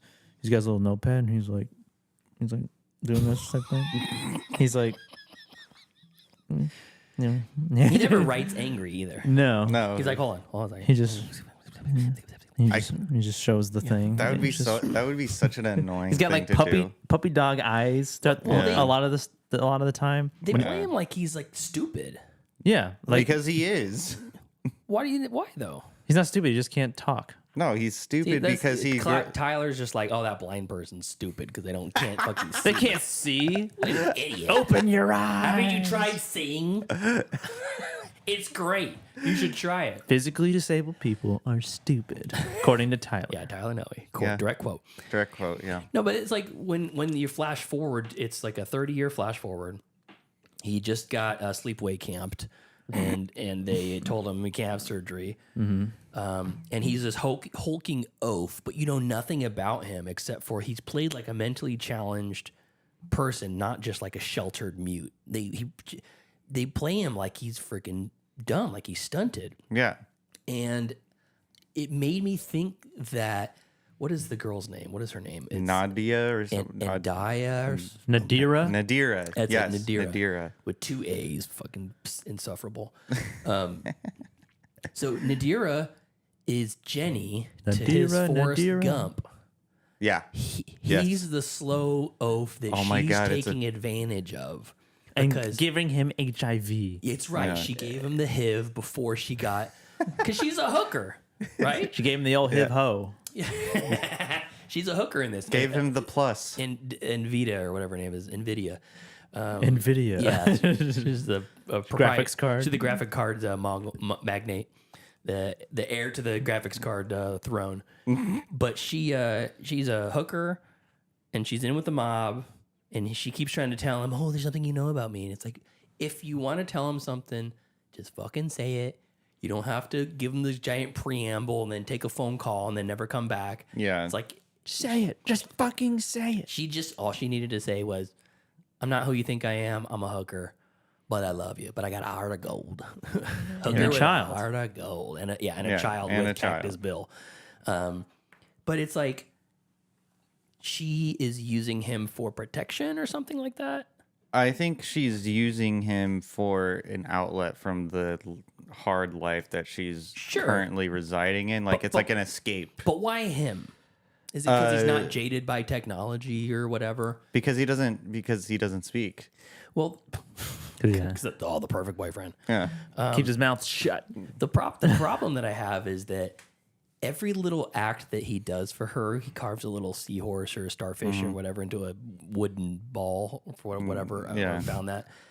It makes it... Wood is my thing. She makes it sound like it's this really profound gesture. Like, oh my God, you get me. Yeah. I don't deserve you. You're so good to me. And so he's like, hey, I brought you lunch. And she's like, oh, you are the best. You're the fucking best. You're the best thing that's ever happened to me. No one's ever brought me It's lunch. It's a little bit over dramatic the way that it's super dramatic. It's that like he treats him. What's the word I'm looking for? It's pretentious. Pretentious. Is it? Pretentious is assigning meaning to something or significance to something that really is not that profound. Yeah. That's I thought it was definition of pretentiousness. Is it? Yeah. Oh, I had no idea. That's not my interpretation of I always thought pretentious was rewriting a negative. I thought it was dictionary a negative connotation towards like being over prideful. I mean, I guess pretentious, characterized by assumption of dignity or importance, especially when exaggerating or undeserved. A pretentious, self-important waiter. A pompous... waiter? It's like giving an example. No. Pompous, making an exaggerated outward show or ostentatiousness. I mean, I guess you could characterize what that does ostentatiousness relationship. mean? Extravagant over, like, ostentatious would be like a peacock. I mean, so what I got, so the interpretation I got with Pretentious peacocks. Nadia, ostentatious bastards. Nadia, right? NVIDIA. Nvidia. No, not Nvidia. Nadira. Think Nadira. Shakira, Nadira. Yeah, Nadira. I think what it was when I saw their relationship was that she basically just took advantage of, one, he can't talk, two, he's innocent as hell. Yeah. And three, it was an escape from the harsh life of being a woman of the night. So it's women of the night. Yeah, I mean, and again, that brings it back to she's taking advantage of him. Yeah. She's gaining more from the relationship than he is. And except for maybe he just needs to get a nut off, you know. Well, I think she knew. I think she knew She's Jenny. The extent of his naiveness. They didn't grow up together. In this case, she just skipped to the end, gave him HIV, and bounced. Gave him the plus, yeah. And then she already has a child. And then it dumps the kid off on him too. Well, she gets killed. She still does. Yeah. That's what happens to Jenny. And so that's she gets killed by AIDS. No, Bill has the kid, and then Bill gets killed, and then he takes the kid. Yeah, but Skarsgård ends up with the kid. Yeah, but Jenny was killed. She was murdered by AIDS. In this case, Cactus Bill murdered the other one, NVIDIA, and then he murdered Bill. Well, he doesn't end up with the kid. He dumps her off. The grandparents. The grandparents' house. So that's true. But I think, I mean, I don't know. It was. It's a shitty story. It's a shitty script. That's what it is. I don't know. Like, why was Luba? Why was Luba so mean to him? I think Luba was in love with NVIDIA. So I thought he was gay. He's whatever you want him to be, babe. Yeah, come on, babe. Maybe he was pan. I don't know. I really like that scene where he was also a hooker. Yeah, he was too, and a drag queen. Hey, he looked like Jessica. Very good one. Jessica Rabbit. I was like, damn, those tits look real. Yeah. I mean, I don't know. It just now that we're talking more about it in depth, I'm just like trying to piece together like a cohesive story. I mean, the simple story is that he's just trying to find her, but he does it so poorly. Like, no detective skills whatsoever. He's a mute Amish bartender. I know. Of course he's going to suck at it. That's why he shouldn't be the main character. Originally, it was set to be a contemporary, like set in the modern day, British gangster movie. And then eventually was set to be set in Tokyo. Like a Snatch? And then, like Snatch. And Ken Watanabe was going to play the Alexander Skarsgård character. Oh. Then after the success of Moon, Duncan Jones rewrote it and have it set in the future. Okay. Bad move. Big mistake. Yeah.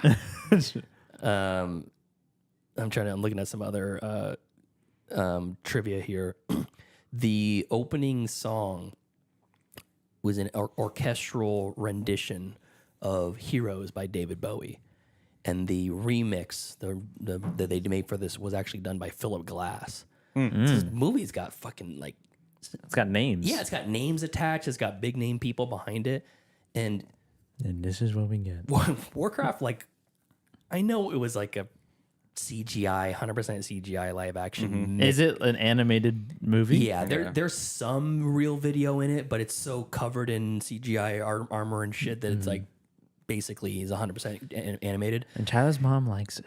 I don't know about I thought it was that. good. I thought it was good. Yeah, she does like it. No, she does? Yeah, I talked to her. Why are you... Because you don't talk to her. Yeah, she's got to have one son in her life that talks to her.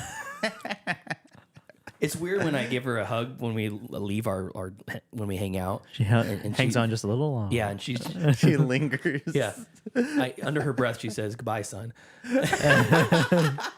And I just look back and I just like reach out. She just goes, "The wrong kid." And then she closes the door and looks at me and just... I know. You're in the other room. You're like, huh? Was Pete here? Pete was just here? Sounds like an interesting plot for a movie. It kind of does. The Good Son. But yeah, that song "Heroes," we can be heroes for just one day. They did an orchestral version of it, composed by Philip Glass. Wow. I know. That's this movie. Yeah, for this movie? Jeez. Do you notice that David Hasselhoff is on the money?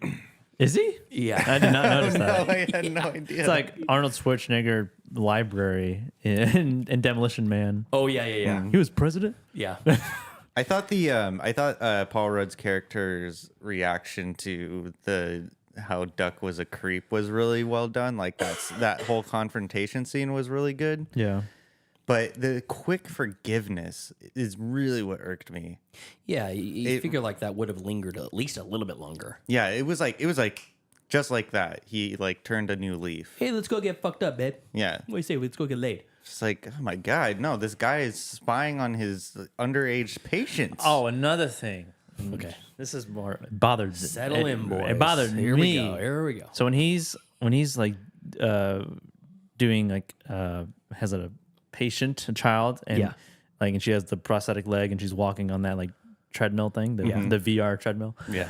And he's like filming her. And then you see the perspective of the camera and it's got all these like lights or numbers and it's like a digital thing. But he's using a medium format film camera. That's what bothered you. And I'm like, how does this work? This is an analog media. And it's capturing like medical data and scanning and doing all that stuff. This is like, it's just film. It's a film camera, unless it was supposed to be like repurposed. I'm thinking it was probably repurposed. Because like I have one of those, and it's very manual and analog, and there's a dial on it. There's no buttons or touch screen or anything like that. It's got the overhead like mirrored viewfinder that you look down on. Yeah, and it's a medical device in a medical recording device. In After this? the reveal, you can kind of infer that it wasn't used for medical purposes. No, but it is for spanking it. It is. It has like the interface that we see in the movie. Okay. My problem with that scene was that they were really like showing the little girl's butt. I know. I'm like, can we just like creatively frame it so the camera is out of view? I know that the kind of and it's just they're showing just a little through the slit of the thing, but it's a little. It goes on a little too long. I didn't feel great watching that scene. Let's just put it that way. I mean, we get it. We get it. He's a pedophile. Yeah. Tyler texted me at some point and said, maybe I should put my pants on for this. He has a rule. New listeners might not know this, but he has a rule: pants off when we're watching a new movie. Yeah, that's true. Yeah, I did feel a little weird. Just in case you need to crank that hog. It's called multitasking. Yeah. But I thought that scene went on a little bit too long. I didn't notice anything about the camera setup like you did, Joseph. Speaking of like the like not new technology, there's The car. there's an interesting mix of stuff in the car world. So they have a bunch of like real life futuristic looking vehicles that are they're in production now. Yeah. Like there's a 2011 Axiom Mega E-Worker, which is a weird looking kind of utility vehicle. BMW i3, BMW Vision, Efficient Dynamics. It's like a prototype model. Can-Am Spider. And what is this one? EDAG light car open source vehicle. Never heard of that before. I know these are all weird stuff that I've never even heard of. Essence Motorcycles E-Raw motorcycle. And then they have, of course, the classic Mercedes, which was like a 62, just a Mercedes like 220. It looked really cool. It was a great clean. restoration. Great restoration. And it pained me so much that they actually crashed it. Oh, they Yeah, they did for sure. That right fender and the door was all fucked up. Like they really drove it for a while like that. And oh man, granted, they probably would have had it paid to get fixed or whatever. But that upper apron was probably crushed on that passenger side and pushed forward. And those are not easy to fix on classic vehicles. I can imagine like the boss Maxim saying like, "What are you doing, man?" Yeah. Yeah, well, that's a classic. Well, the owner of the actual vehicle probably said the same thing. It's like in Hateful Eight when they accidentally smashed the real vintage Gibson. Oh yeah, Oh, God damn it, Kurt Russell. Oh, they did that in. Did I talk about Dolomite Is My Name in the streaming picks Today? Yeah. No. Did I talk about it last week? No, I just watched that this week. I must have not logged in on my letterbox because I missed it. But I'll talk about that next week because it was a really good, high recommend. There's a scene in that movie where they're making like a blaxploitation movie in the 70s. Yeah. And one of the guys is like, "Hey, we got to be easy on this car. I borrowed it from my cousin that works at a Cadillac dealership." And then they blow it up for a scene. And he's like, "Wait, what do you mean we're going live? There are not no real explosions on that." And then they literally, things blows to bits. And he's like, "God damn it." And it just cracked me up because I was thinking it like in real life, how funny would that be? And he's the only person not laughing. I can see like the owner of that Mercedes like is shedding like a single tear while he's like watching it like as it unfolds. He's like, oh. He's like, "You guys motherfuckers better fix that or give me the payout." Yeah, holy shit. But then they had also a mix of like some classic vehicles too. There's like some 1970s and 1980s vehicles, that were in actual production in the scenes. They just did some mild modifications or put some tubes on the side or whatever, which I can appreciate that. I always like when futuristic movies incorporate like classic cars and like classic technology.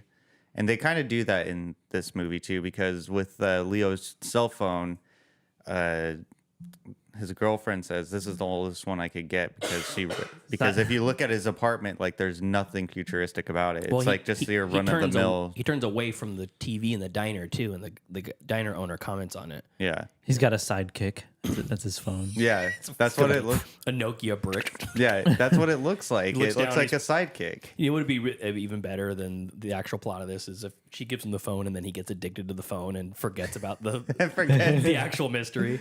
You just cut to him and he's playing Snake again. Yeah, I did like how they showed his incompetency in technology. He realizes his girlfriend is missing. And so he's trying to figure out the phone. He can't unlock the phone. He doesn't know how to unlock the phone. So it kind of like that sequence of events showed it gave me a little bit of panic because he's like really trying to figure this phone out. And so he goes to like the manual and he's like looking at it. And it's like, dude, you're living in 2027 or whatever. It's 2039, I think. And like also Duck is the one who's been like messing with him and leading him on to like find his girlfriend. That I didn't get the motivation for. There's a lot of the motivation that doesn't make sense in this. It's like, why are you doing that? What is the point? Even like at the end, Justin Theroux. Just having fun, babe. Yeah, Justin Theroux's character, Duck. Is it Duck? Yeah, Duck. He's like there. At one point, he's.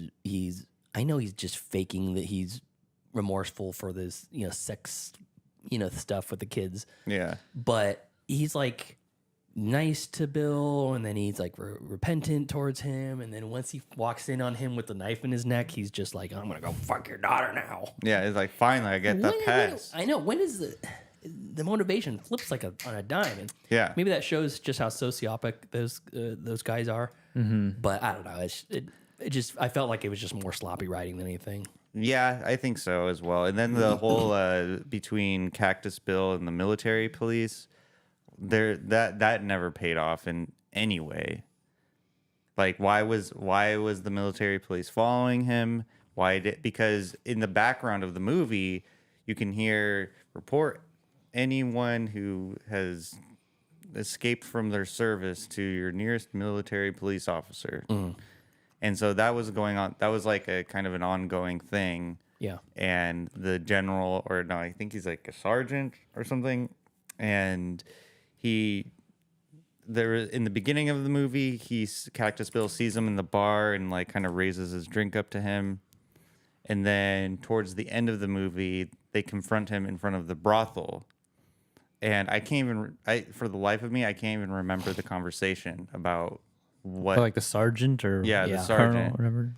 It was really super vague about the motivation. Oh, and like why bounty hunters? What is that? What is like that? Like why the military police, specifically this sergeant and his goons, are letting Cactus Bill get away with whatever he's doing? Because obviously, you can infer that they know what he's up to. Yeah, and there's no like follow up. No. No. Again, just like that should have been the A line, the A plot for this. So yeah, exactly. So I think that if you cut out that part, even though the part was interesting, this movie is 2 hours and 8 minutes long. It could have been an hour and 40 minutes. Yeah, 35, 40 minutes. Yeah, easy.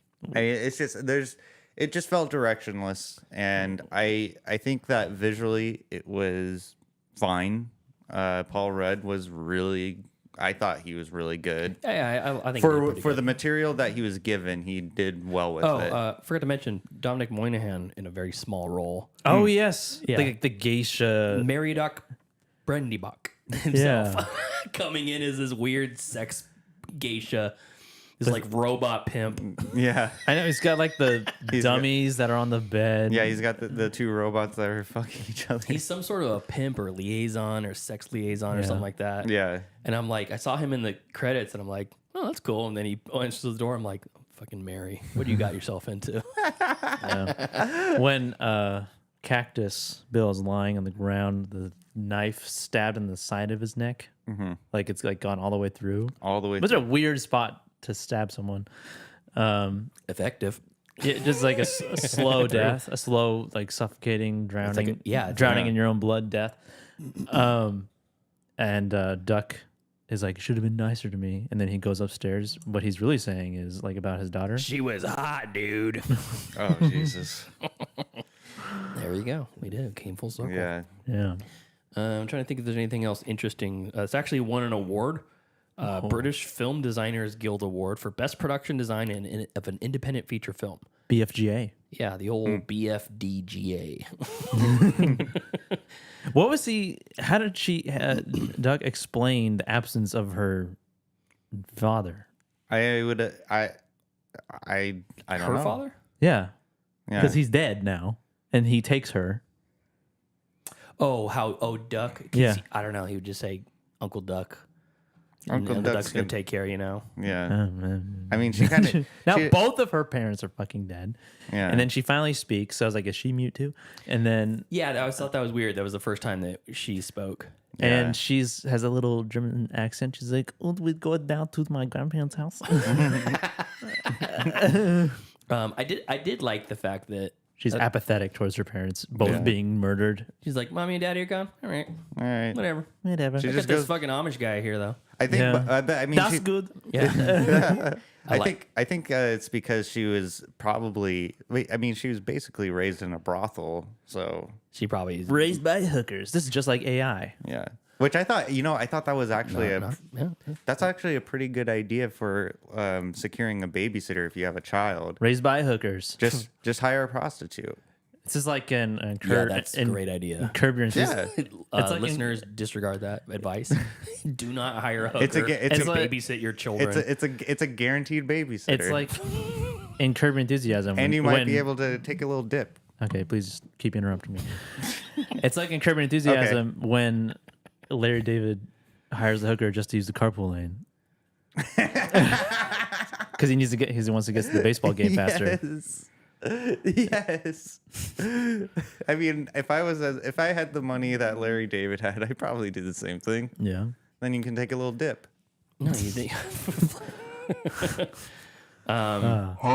Yeah, new yo-yo player. There are one remaining person who's following us in the chat. It just informed us, which Joseph read on the break. We didn't bring it up yet. Is that Richard Simmons passed away? Yeah. So now the biopic can go forward with Pauly Shore. Oh my god. Now there's no opposition. Oh no. The biopic is He's got surely coming. Full reign of the story that he wants to tell. Pauly Shore is just like, finally. Pauly Shore's like in Emperor's New Groove with Yzma's like, well, he ain't getting any better. But rest in peace, Richard Simmons. That's very sad. Peace. Oh gosh. A couple other little bits of trivia. This is the first Netflix original movie that came out of Germany. Out of Germany? Yeah, this was a German production. Oh, really? Yeah. The German listeners are loving this right now. USA. I mean, Germany. Andre Blumenfeld was in this movie. He played Akeem. This was his Who? Akeem. No, who's that? Who's Andre Blumenfeld? He's just an actor. Oh, okay. He was his last movie before he passed away. Oh. Which one was he? Akeem, the character of Akeem. Which one was that? I don't know. That's during tribute. Oh, well. Very sad. Thank you. Mute is also the name of a short that Duncan Jones wrote about or directed about a drone pilot. Okay. All right. Yeah, cool. Interesting parody. And then there's a dedication to his parents. I saw that. Jones' parents, which is a very weird way of phrasing it. It says, "In memory of those who became parents, David Jones," and then the dates, and Marion Skeen, which gave the dates of their life. Which I'm like, wait, his dad was David Bowie.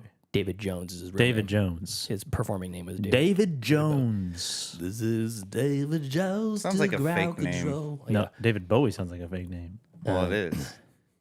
Yeah, I know. Justin Theroux and Paul Rudd's characters were influenced by Trapper John and Hawkeye from MASH in their outfits. One of them was dressed like a military dude. Also, there's a character named Duck in MASH.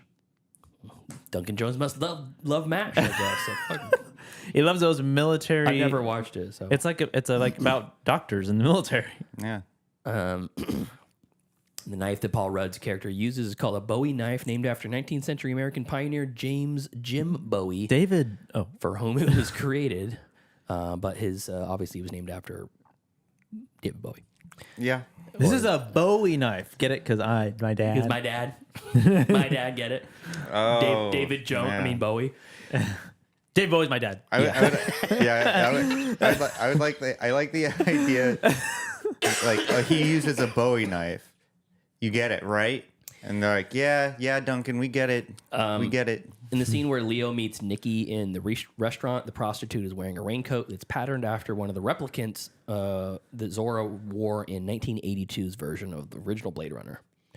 So it was a raincoat patterned after one of the replicants' raincoats. Oh, yeah, from the original Blade Runner. Nikki, that character who was supposed to be tortured by Paul Rudd and Duck, but when we see him again, nothing happened to him. His eye, he's just got like a black eye. Or They whatever. just punched punched him in his face. No, the mafia goons beat him up and dragged him to Cactus's room, and then they were going to torture him, but Paul Rudd's character just puts a piece of gum on his forehead and then throws a sheet over him, and then they just kind of forget about him. Yeah, you're led to I don't know if they believe- put the sheet over him in that scene though. No, not in the scene, but when you're you led to believe that more happened because you can do a lot of torture to somebody without leaving marks.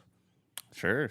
Trust me. Yeah, I was gonna say. I was like, okay. Like the scratching of a plate and the fork. And then poking your eye. Let's see here. Not much else. Yeah. There's not much. Oh, the henchman Gunther is modeled after the character of Julian in Stanley Kubrick's A Clockwork Orange. Mm-hmm. All right. Another no payoff was those like synthetic guys that were guarding Nikki. Those are cool. Those guys were cool looking. We got nothing. Yeah. They look cool. I wanted to see them in action. Those syndicate guys over there, they're trained to kill or whatever, and you're like, damn, those guys are freaky looking, and then nothing happens with them. And then they just sit there looking cool. That's the trend of this movie is like, oh, that's cool. We should be watching a movie about that. Okay, no, we're watching this. Back to this boring ass movie about this boring Amish guy. I know they wasted Skarsgård in this. They did. They really did. It's weird. It's very similar. You guys haven't seen Boy Kills World, but in that movie, he's also mute. Alexander or Bill Skarsgård is mute, and it's kind of the same thing, except for they gave him a internal monologue that's kind of constant throughout the entire movie. I couldn't like get the two of them to mesh because it's John Benjamin's voice. Oh, it is paired with Bill Skarsgård, and you're the whole time I was just imagining Archer or Bob from Bob's Burgers. Yeah. Being his internal monologue. Wow, that's an interesting choice. I mean, that movie didn't really work. Or Coach McGirt. Yeah, exactly. Oh yeah, Brendan. Yeah, don't get tattoos when you're drunk, Brendan. You'll get the Chiquita Banana logo on you. This is the cow that really wants you to eat cheese for some reason. You see this, Brendan? This is your future, Brendan. So, anyways, let's go around and give us some grades. Tyler. I'm still going to stick with my C-. Great ideas presented, just not great execution. I think Paul Rudd did as good as he could with the material given to him. Great ideas, poor execution. All right. Visually looks okay. You said C-? Yeah, C-. All right, Joseph, what do you give? Yeah, I'm gonna like D+ range. Like, it's like the same thing. Just there's a lot of promise there that fails on almost every aspect. Fails every promise it makes. Unfortunately, because I wanted to like it, but I didn't. I think the expectations of like all the setup, it's like, oh, this could be really cool, and then I'm like high on the roller coaster and expecting a big drop in fun, but then it's just like a little very anticlimactic. Whoa. It's like the ending. I know this is very contextual, but the ending of Pirates of the Caribbean ride when you go up that big.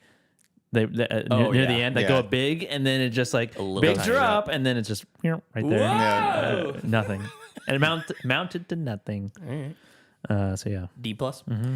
I think I'm going to match Tyler. I'm a C-, almost a C, and just I'll give it a C. I'll give it a C. There's enough there that I feel like had promise. It's just like the gifted kid in school that the teacher's like, I see so much potential in you. You really just got to focus, because other kids don't have what you have. Duncan Jones, you hear me? Not all of us are David Bowie's son. I know. You can't just rely on that your whole life, guy. All right? The characters can't all have Bowie knives and sing friggin' Ziggy Stardust or whatever. Yeah. So, again, this would have been a great script if it would have been written from a different perspective, or someone else would have got into it instead of the guy that wrote Sherlock Holmes and then nothing else. Which Sherlock Holmes? The one with RDJ. Oh, the I was saying Ridley Scott. No, the other guy, the British guy. Edgar Wright. No, what's his name? Fucking Snatch and Guy Ritchie. Guy Ritchie. Yeah, the guy that wrote that, and then the director who started the movie, The Passion Project. It's like somebody from the outside should have come in and said, no, this is a freaking disaster. You need to completely scrap this and start over from scratch. Yeah. But they didn't get that. We got what we got. So we got the German Netflix original movie, which translated even less to American audiences. Yeah. So that's that. Now it's time for the Wheel of Destiny. 1 wheel, 8 slots. three hosts. This is the Wheel of Destiny.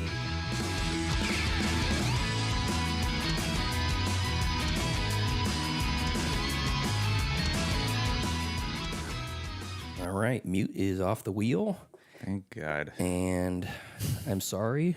I hope that was good. I thought it was going to be more fun to watch.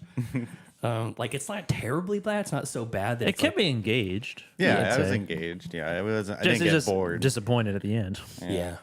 I know, when she comes in the bag at the end, and you're like, that's it? Is there like a clone or a twin or is something? Is she alive? There's going to be another one pop out somewhere? You know, that's what I was thinking. Yeah. I know.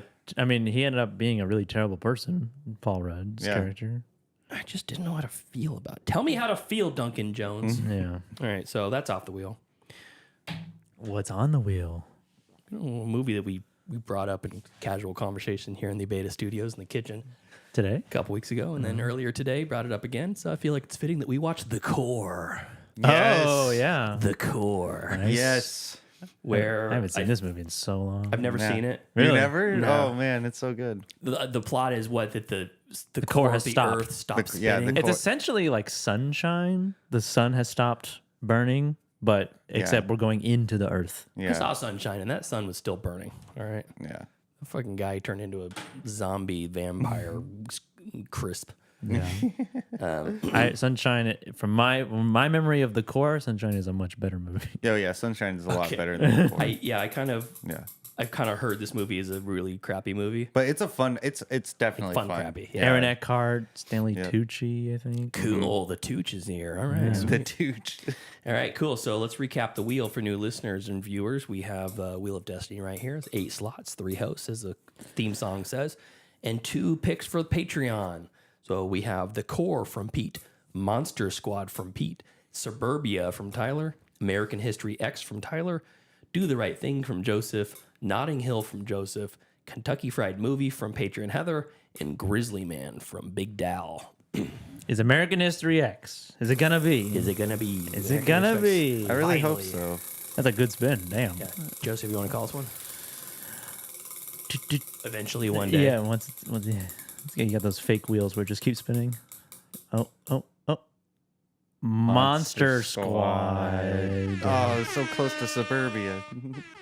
Monster Squad. Monster Squad. I have seen this movie before. I have as well. It's a Halloween-esque movie. Both of the movies that I have on the wheel, I have not seen, and you guys both have. Yeah. So let's see if this is streaming anywhere. Monster Squad. Oh, it has to be. It's so old. All right, Monster Squad streaming just to watch. Let's see here. Hoopla, Showtime. Yeah. Hoopla, and Showtime. Count Dracula adjourns to Earth, accompanied by Frankenstein's monster, the Wolfman, the Mummy, and the Gill Man. The Gill Man. The Uglies are in search of a powerful amulet that will grant them power to rule the world. The Uglies? Our heroes, the Monster Squad, are the only ones daring enough to stand in their way. Oh. That's the synopsis from Just Watch. Yeah. I see this. I watched this the first time like a couple of years ago. It's a 6.9 on IMDb. Nice. Hour and 22 minutes. Sweet. We can get very short. Very 80s movie. Yeah, this is from 1987. I was 1 year old when this came out. Let's see if anybody lists who's in this movie. I don't know. I know nothing about this. You were 1 year old in 87? Yeah. I was born in 86. Were you? Yeah. Why are you questioning? I'm pretty sure. I don't know. You're questioning it. No, but you guys were born in 80, right? No. 80? I mean, 92. Yeah, 92. We were born in 92. Yeah. I'm 6 years older than you. Yeah. Oh, okay, whatever. Are you okay, man? Don't think about you it. okay? Just don't Because think your about birthday falls on a Seinfeld date. it. Oh my God. June 14th, 86. Yeah, so you would not be 1 year old. Yeah, June in 14th. 87. Yeah, it would be. If it was the second half of but 87. no, because you're a year off from the Seinfeld date. I'm June 14th, 86. It's my birthday. Maybe it's 87 then in Seinfeld. I don't know. I think it is 87. Always comes back to I think it's 87. All right, so this is directed by Frank Decker, written by Shane Black and Frank Decker. Oh, very interesting. I didn't know that.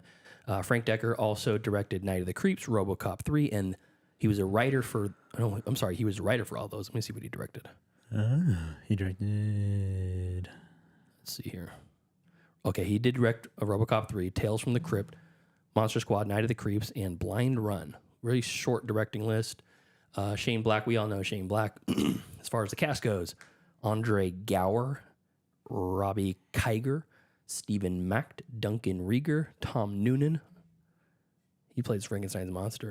It was 87. Ryan Lambert, Ashley Bank, John Grease. Oh, that's Uncle Rico.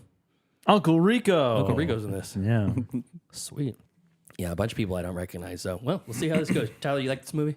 I do. Yeah, it's a very it's sort of nostalgic movie for me, even though I didn't see it when it first came out, but I did see it when I was a youngster. Cool. Awesome. Joseph, what's your thoughts on Monster Squad? I remember being disappointed in it. Okay. Well, there's when I put it on the wheel, I had two different listeners email or write in, and they said, one of them said, "Oh, I can't wait, you're going to love it." And the other one said, "I can't wait, you're going to hate it." So, New Yo-Yo Player says, 1976 here. I saw Monster Squad in theaters. All right. That's dope. Love it. So we'll review that next week. That'll be live on Saturday, 12:30 p.m. Pacific time. PST, or on the podcast stream. Yes. Monday for Gab Chatter, Wednesday for the full review. So anything else you guys want to say, fellas? I think that's it for myself. Nope. All right. So thank you to the cool-ass yard duties over on Patreon. That's Javier, Heather Sachs, Ryan Corbin, and Chris. And thank you to the YouTube people on YouTube that are following us. New Yo-Yo Player, new listener. I appreciate it. Thank you so much for listening. Yeah, we do this every Saturday. So and if you're a podcast listener and you want to join us on the YouTube, we would appreciate that. It is a easy way to help us support the show without having to join Patreon or any of that stuff. Live every Saturday. But the shows come out the same time the podcast released. The video episode is released as well. So if you watch it there, it actually does help us in a monetary way. Mm-hmm. So until next time. Thank you for joining us as we review not quite a dumpster fire, Mute. Just a disappointing movie. Yeah. It wasn't on fire. Just a dumpster. Just a dumpster. Follow us next week as we review a maybe dumpster, Monster Squad. Follow us on Facebook, facebook.com/MCFC podcast, and send us an email, mcfcpodcast@gmail.com. And follow us on Instagram at Middle Class Film Class, and leave us a voicemail, why don't you, at 209-730-6010. And follow us on Twitter at Podcast MCFC, and on TikTok at Middle Class Film Class. All right, we'll see y'all next time. See you next time. See ya.